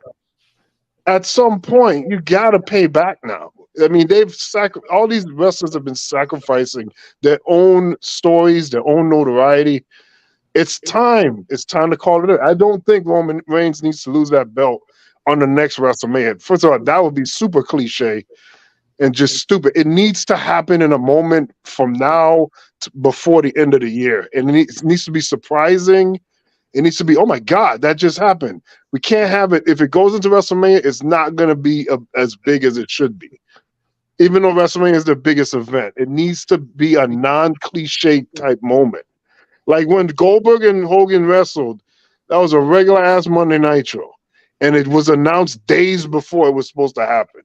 So that's what made that thing so like unexpected. Yeah, but they regretted that. They regretted that. Yeah, could they have made more money on pay-per-view? Yeah, sure, fine. But that moment helped to fuel other moments going forward because it was such a big moment. So you could take away some money here and there. You could lose some money to gain money other places. But you know, their problem is a whole bit different thing that has to do with Time Warner and all that crap. But I'm just saying the WWE is treading on thin water right now. They feel like they're indestructible. I look at the WWE as, yes, they're making this record gate. They're making merchandise sales that are better than the Attitude Era and all this other stuff. But when you think about adjusting the dollar for inflation, and when you look at what the real accounting of what they're doing, it's probably not greater. It's kind of like Gone with the Wind. That movie, even though it's no longer the all-time selling movie, it still had no movie that ever came out will ever have as many people go to it. It's just that the dollars were smaller back then. The dollars are way bigger now. That's why Avengers will get top billing, because the dollars right now are bigger. It's like an inflated success. So I'm saying there's a point where it's gonna be bad for WWE if they don't get their stuff together. Good point from Comrade Van Cat. I know. I can't. There you go. There you go. I can't. It's ridiculous. I don't know how it's ridiculous. Yeah. Everything I'm saying is just literally happening. I'm not saying what you're saying ridiculous. I'm talking about them. They're ridiculous. I know, and again, like you would think I would be like, haha, hell yeah, they're getting it. I don't think like that. Like I want WWE to. I enjoy having the ability to watch Peacock and see those events, and I want to see. I don't want to tune in to be like, oh, I hope this match is bad. Like, what kind of mentality is that? That's wasting my time. I want to see them do good. I look forward to like the best. Go ahead. What'd you say, Bone? No, I'm always considered a WWE hater, but it's not that I'm a hater. It's just they've been so repetitive and they've just been not doing good for so long. They had one little maybe 6 to 8 months where Triple H was completely in charge since SummerSlam, last year's SummerSlam, where it was good. But once Vince came back, you can clearly see the signs of it, and he just started going downhill from there. Which is basically and it's no guarantee that Roman Reigns even gonna be on SmackDown this week. So there's that. Well, you know what I'm saying? Well, the article I read, it said that he was gonna be there. That's what it said. I don't know, but that's what I read. So it's yet to be seen. But they said that they were gonna have him there. They're doing something. It's some tribal thing that they're doing. It's like a special thing they're doing. on the Yeah, SmackDown. they want Jay to acknowledge him, I guess. Yeah, because like if they put that in the stipulations, oh jeez, like that stuff is gonna run dry quick. I mean, every moment is a tribal this, a trial this. How many of these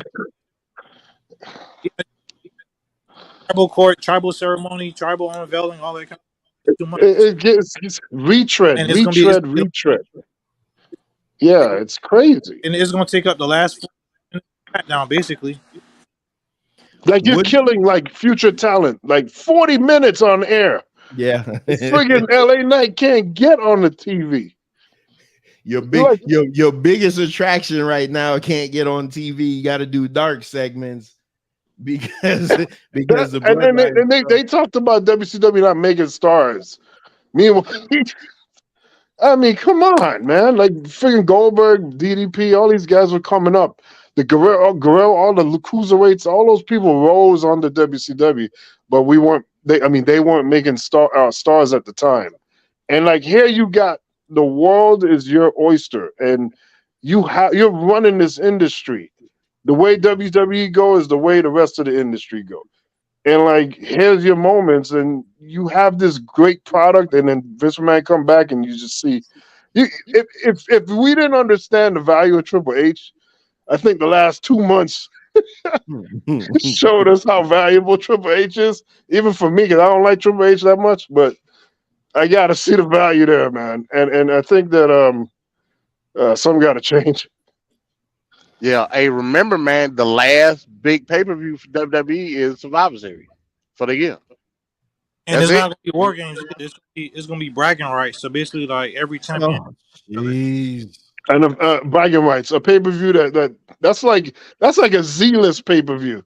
But so it's going to be brand supremacy then again. Yeah, oh Lord, champion. Nobody cares about that. Right. Yeah, I saw NXT. They having a No Mercy pay-per-view. I say, wow. That's the y'all giving right. That's what I'm saying. Y'all giving all the good pay-per-view names to NXT. And they got Halloween Havoc. They got No Mercy, Great American Bash. They got it all. Yeah, they got everything. yeah, that's crazy. Yeah. So they're stumbling over their own feet, and AEW is getting ready to do that damn All In.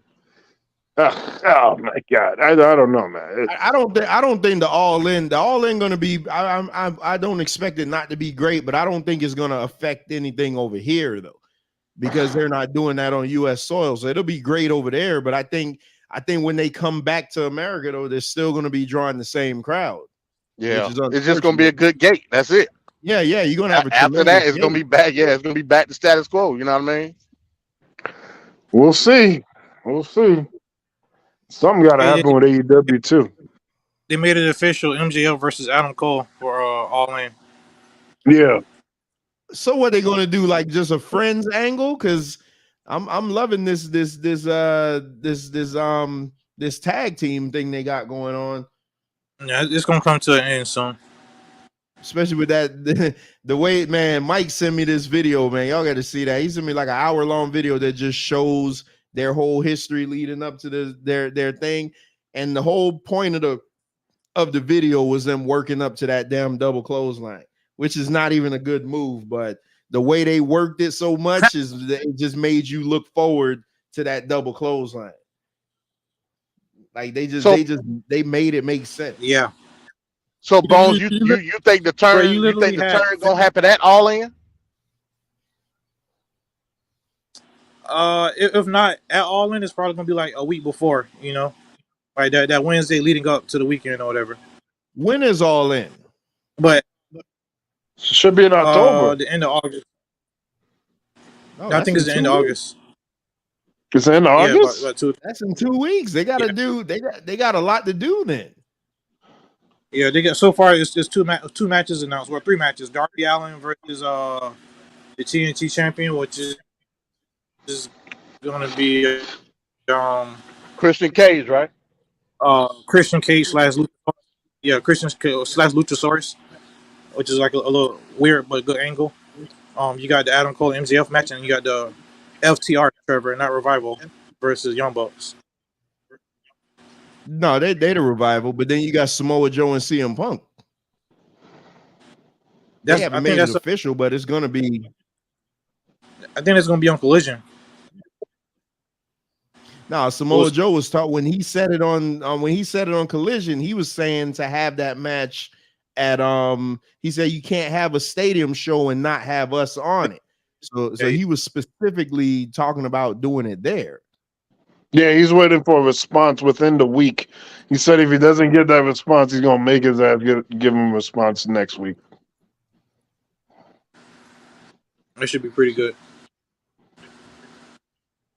Yeah, I love his reasoning behind it though. He's like, we done wrestled all over the world for all these years, and we can't end our rivalry on a roll up. Like, hell, sign me up. That's right. A perfect reasoning for wanting a rematch. Like, hey, me and you done beat the hell out of each other all these years. You can't have it on a roll up. It has to be I wouldn't mind if they had like a knockout match or something, like a Texas death match, something like that. I guess you would call it a British death match. And remember, like you said, Trevor, FTR and the Young Bucks. Yeah, FTR and the Young Bucks. I mean, hey, so I'm gonna show you just how fantastic the Revival is. If I bet you that match with the Young Bucks, I would probably watch that and be like, man, this is probably the best thing in the world, because the Revival would make these two guys look like they can carry a great wrestling match. They are that good. That match is going to be in is in Great Britain or whatever. So that means that'll be another one of those events that'll be early, correct? Yeah, but I mean, we ain't got no WWE network here.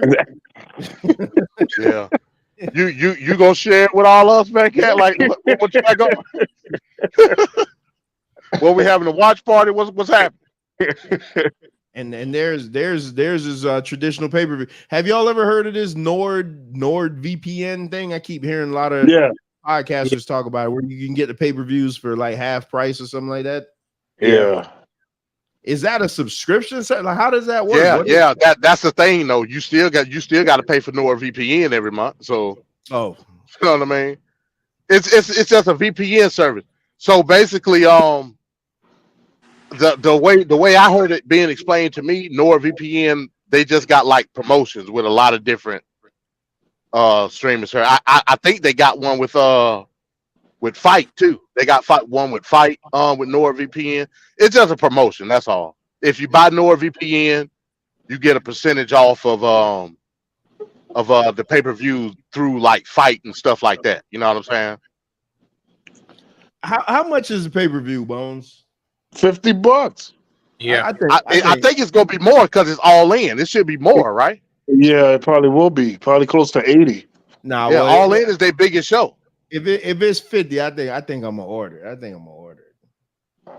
You see, I take one for the team. I think if it's $50, let me see if I can look it up. If it's $50, I can almost guarantee it's gonna be more. I can guarantee. I can almost. Yeah, guarantee. I would think they would get more out of you because it's a. I think it's bigger. Like they all in is like they WrestleMania, so you gotta take that into account. You know what I mean? Let me see. August 27th. Wow, that's so it's saying AEW All In sells more tickets than Hogan Andre. Yeah. What was? Hold on, I want to see how much.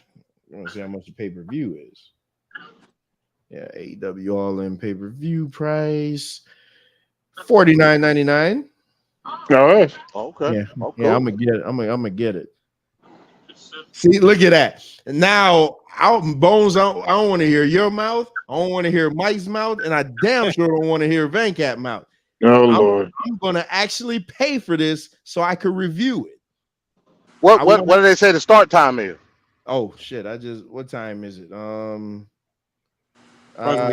It's in UK, so it had to be. It's gonna probably be like 2-3 o'clock. Yeah, it gotta be like 3 o'clock. Let me see. Start time. Hey, one thing I hope they go all out with the stage design. You know, because a lot of times they stages it don't be for like the pay per views. It don't be they don't go 1 all out. p.m. You say 4? 1. 1? Oh, okay. Yeah, that's a good time, man. 1 o'clock. That's Yeah, but awesome. that's probably the pre-show though. You know what I mean? You know they got the 0 hour and all of that. Well, it said main Still good. card. It said Still main good. card though. Yeah, but okay. So even if the pre-show start at 1, that means the main card wouldn't start Yeah, later than 3. no, 2. It'll be 2 because Oh, 0 so hour. look at that. Oh, that's perfect. 2 Yeah, o'clock. 0 hours, 1 hour. Yeah. Yeah, I think August 27th. I'm gonna get it. I'm gonna Yeah, they 8 o'clock start time is just horrendous, man. Yeah. Because I got used to when we were doing the reviews right after the show. Yeah. Yeah, but trying to do that shit. I mean, we just happened to do the Roman Reigns match watch along, but just trying to do that afterwards, hell no. And then you don't really want to wait till Wednesday to have to do it. Yeah, but I'm gonna do it. I'm gonna put that on the calendar. I'm gonna order it. I'm gonna sit here and I'm gonna watch it.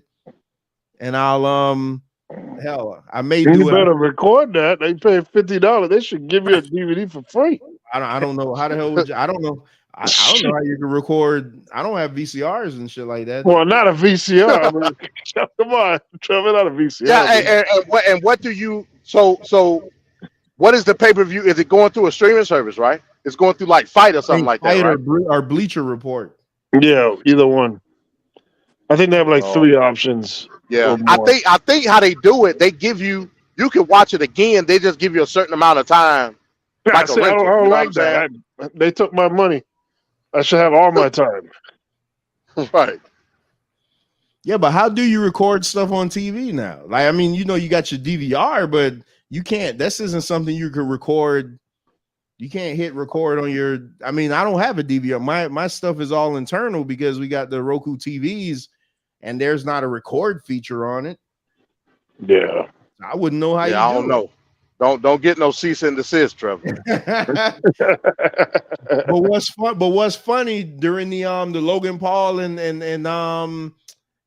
Nick Diaz fight, I saw a guy on YouTube streaming the fight. What happened though? So like our icons are up on another screen. He had the fight playing, but the TV was turned backwards. Like it was weird, and he had the volume. Yeah. A lot of people do that. He had the volume down real low, like how we did when we did the Roman Reigns watch along. And he was just streaming it. I mean, he had like thousands of people watching it because they wanted to watch. That's how they do it. That's why your number. That's why you got numbers like that on that watch along, because it'd be a lot of people online trying to find out how to watch pay-per-view. WrestleMania, they had a dude on Twitch that was streaming it through a mirror. WrestleMania. And he had like 10,000 people in the damn in the stream. So so how you go about that without getting getting struck from them though? You gotta have stuff going on. Yeah, you gotta distort it, reverse it, reverb it. Yeah. You gotta have watermarks on it, all type of stuff. You know what I mean? But how you do all that while you're doing it live? I see you would do that in the replay. People that got Twitch, they got boards, so they can do stuff with the stream. You know what I mean? Like them Twitch streamers, man, they got soundboards and video boards and all type of shit going on streaming. Oh, my said shit, but all type of stuff going on. You know what I mean? So they could do it from their board. Yeah, that's good. All right, yeah, because I saw a guy, and I be seeing people do that, and when I watch, I want to see the UFC highlights from the night after. You'll always see like they have it turned around, and it'll be in a different language, and they'll speed it up, they'll slow it down, they'll do all type of stuff. But UFC is real strict about that, and WWE is real strict about playing their stuff. Yeah, even when it's not theirs. Yeah, but you got to remember, it ain't like it's just people sitting at a computer waiting for somebody. It's the algorithm that picks it up. So that's why they do all type of stuff to it, so the algorithm won't pick it up. You know what I mean? Yeah. Oh yeah. Yeah, I'm gonna order the all in just so I can see it because I want to be able to review it right then and give my WWE lens on a AEW pay-per-view. This would be the first one. This would be second AEW because I watched their first one. They had the first one they did on Bleacher Report where Cody wrestled Darby Allin to that 15-minute draw. That one was free. So that what was that like Fighter Fury or Fighter Fest, something like that. So I watched that one. But isn't AEW's app or whatever they got their streaming service that's not ready yet? And if it is ready, then why isn't the event being streamed through that app? I don't think they have a. I don't think they have an app. Like Yeah, they it's not. always been going through Bleacher Report and fight. Yeah, I just want to say they don't have an app. That's why they go through Bleacher Report and fight basically. But TNA actually has an app, and I have it, and it's underrated. It's actually pretty good. Oh yeah, because they got all that archive Yeah. TNA video from the last 15 years or so. Yeah. So Hey, I remember when TNA first came out. I used to pay $5 every week to watch TNA on pay per view. Yep. Because it was good. You know what I mean? Is there still real traditional pay-per-view though? Like, because I know back in the day, having Comcast and stuff, you'll see it and you got to order it on the TV. You hit the order button. It is. Direct TV and AT&T rather. Direct TV and Xfinity, you can still order pay-per-view through them. It's just now you don't have to, back in the day you used to have to call. No, you can just hit the button and order it and they'll bill it to your cable bill. Yeah, like the big fights, like boxing matches. I don't know about UFC because UFC got their own thing going on. So, UFC but like the boxing matches, you can still order those. UFC is you got to pay the ESPN Plus fee, which is $10. Then you got to pay $80 for the pay-per-view. So you spending once they hit you with the taxes and stuff, you spend $100 a show. Which is ridiculous. Yeah, that's crazy. I can't. I mean, it ain't even that much entertainment. It's like maybe a nugget or two here of good stuff. The rest of it is freaking bore fest. Zay. No. Hey, you're not an MMA or a UFC fan in particular? No. I ain't talking about UFC. I'm thinking about boxing. Is what I'm thinking about. The way that boxing pay-per-views. I've ordered them like back in the '90s. I can remember being so bored.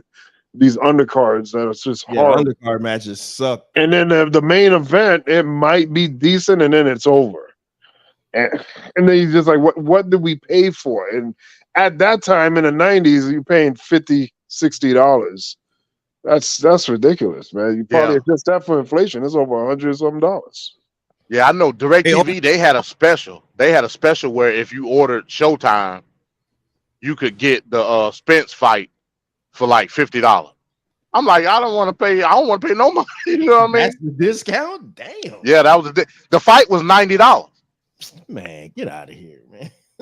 Yeah, I could see more value in the UFC than in boxing. It just seems better organized, and I think you get more your bang for your buck with UFC. But the boxing stuff and kickboxing and all that stuff, that's just weird. Yeah, and Showtime, they so the fight was $90, but the weekend, the Errol Spence fight was $90. But Showtime, it's a Showtime production.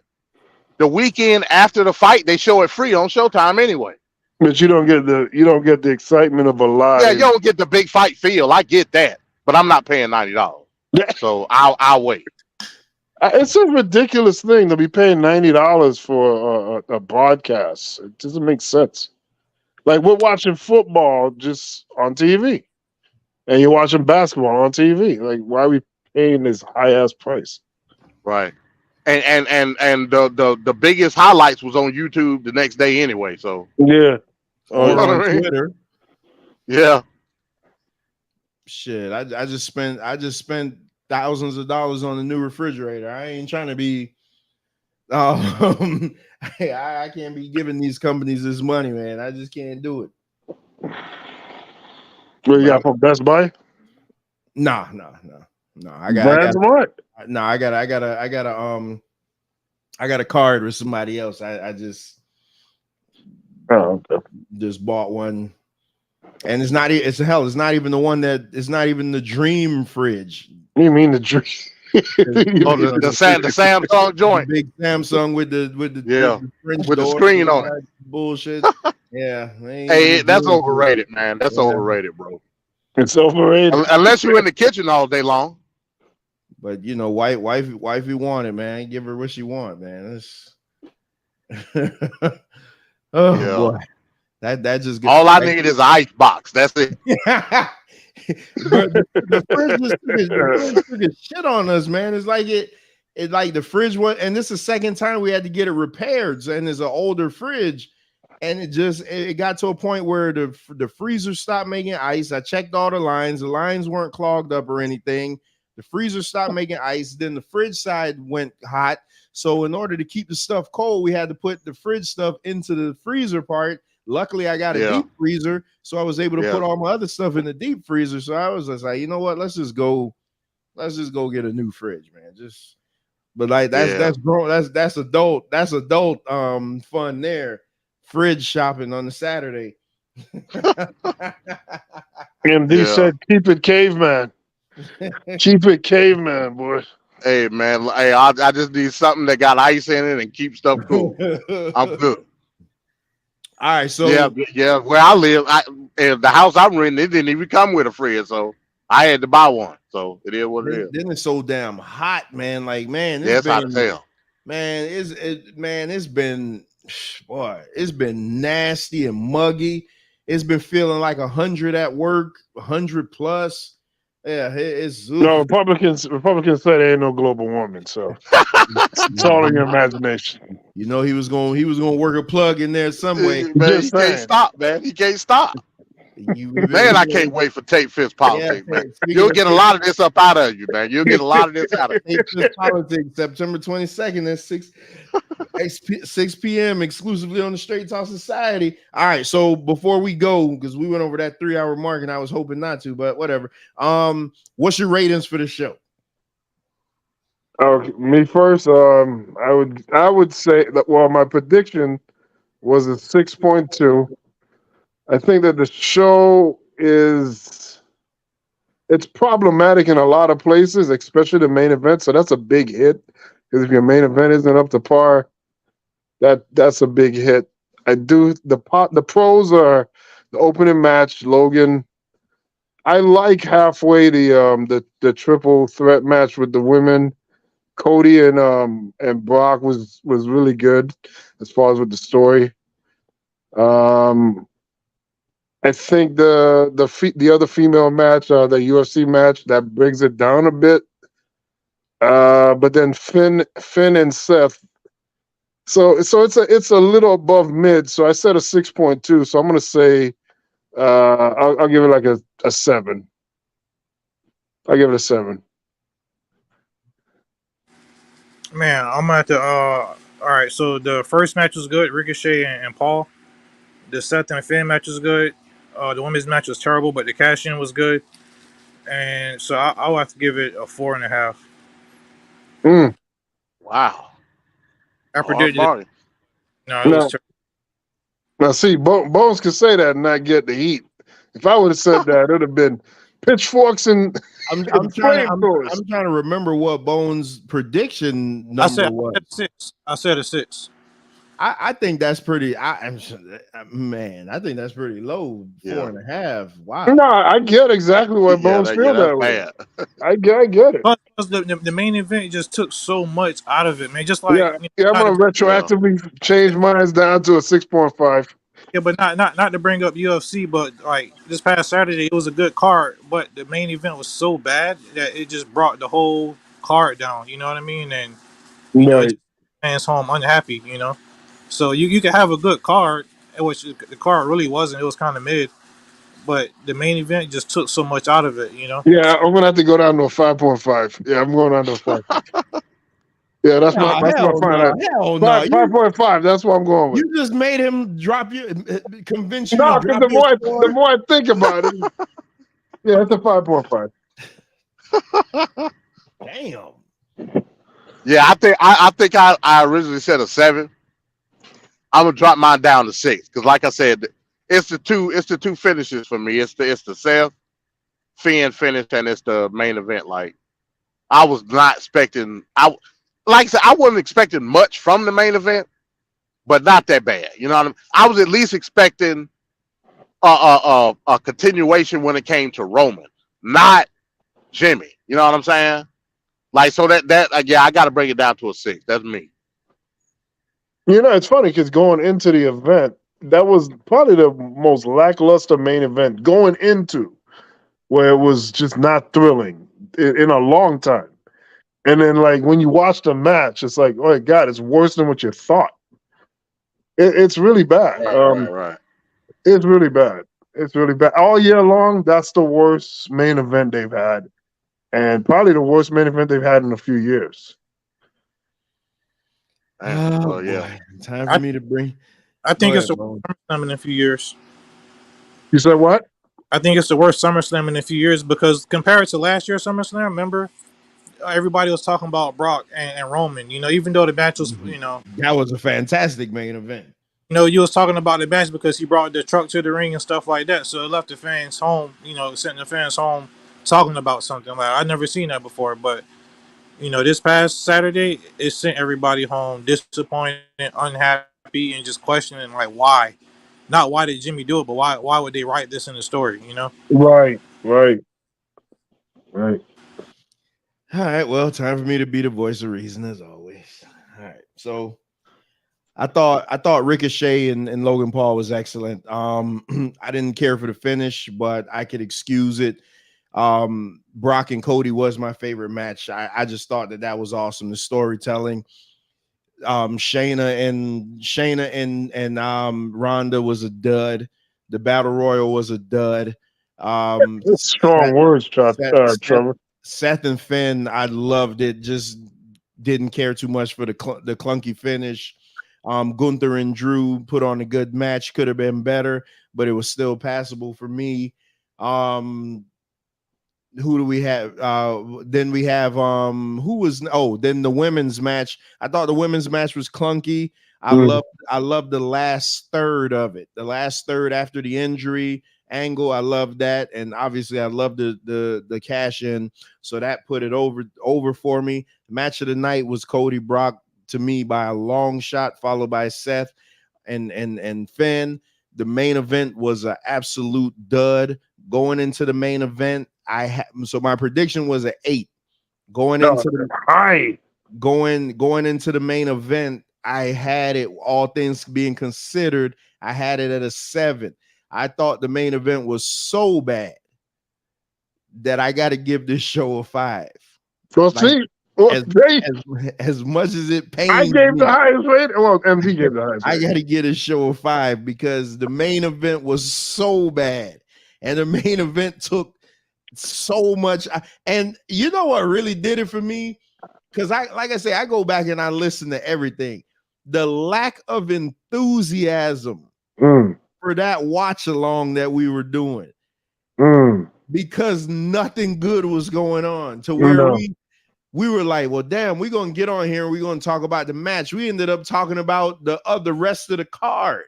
Like the lack of enthusiasm because just nothing was happening. It like, if had I been watching it, had I not been live doing that, I would have been asleep. And Bones brought up SummerSlam from last year. The main event last year, Roman and Brock, was awesome. I just thought it was a car crash. It was a train wreck. It was everything that this match was supposed to be. Like everything. You didn't expect them to tear the ring up, but they should have.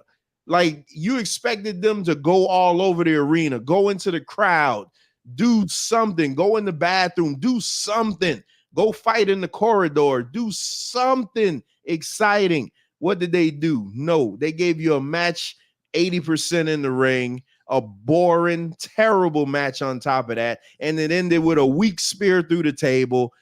I wasn't happy. This SummerSlam gets a 5 for me.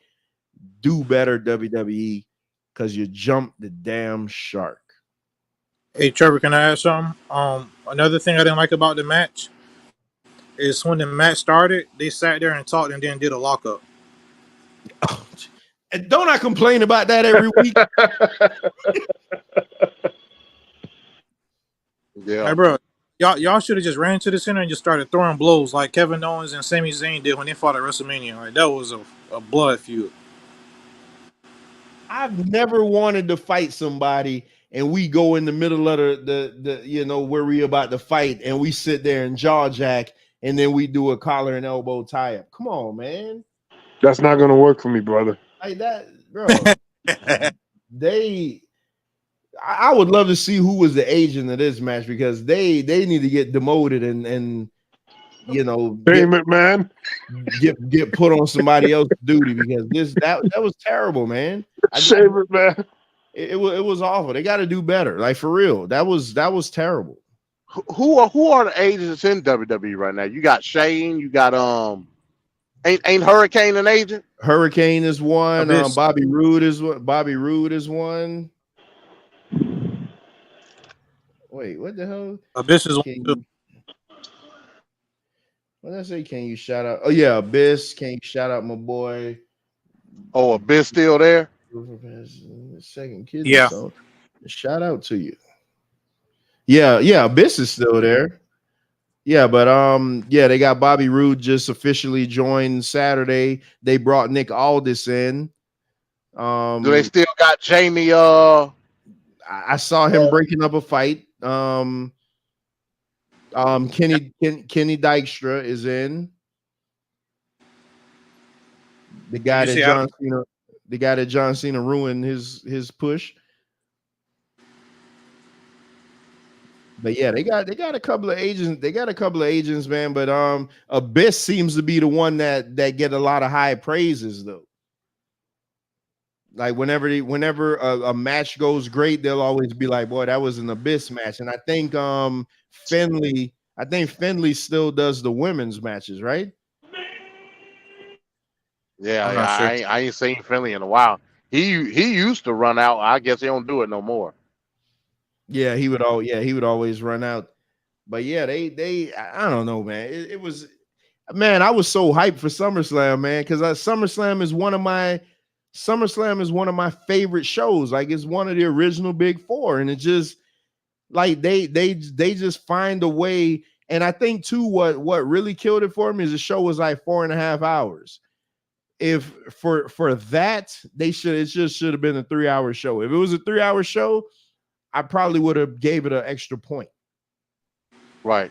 The card don't seem like it would have that long of a show because the matches, compared to an AEW card, you know what I'm saying? like it didn't seem like it would have been 4 hours, but it was. It's I don't know, man. It's just I don't know. They gotta do better. Obviously, my hopes at least are not up for this payback. Cause that's a generical event to begin with. I don't know. What do we feel like that's gonna be something that's gonna be a bounce back from this? Nah, I mean, well, it's gonna be more of the same. Well, if you get Gunther Gable, that's gonna slap no matter what.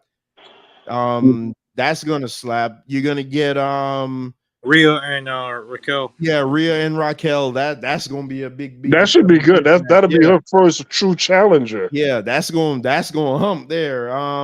So you know what it may be like almost. What was that show in Puerto Rico? Backlash that just ended up being so great like that. It may be something like that. Yeah. Well, let's hope so. And Cody, Seth and Nakamura. So that's gonna hump because you're gonna get a motivated Nakamura and hopefully he wins the title. I don't know about that, but Seth is Seth.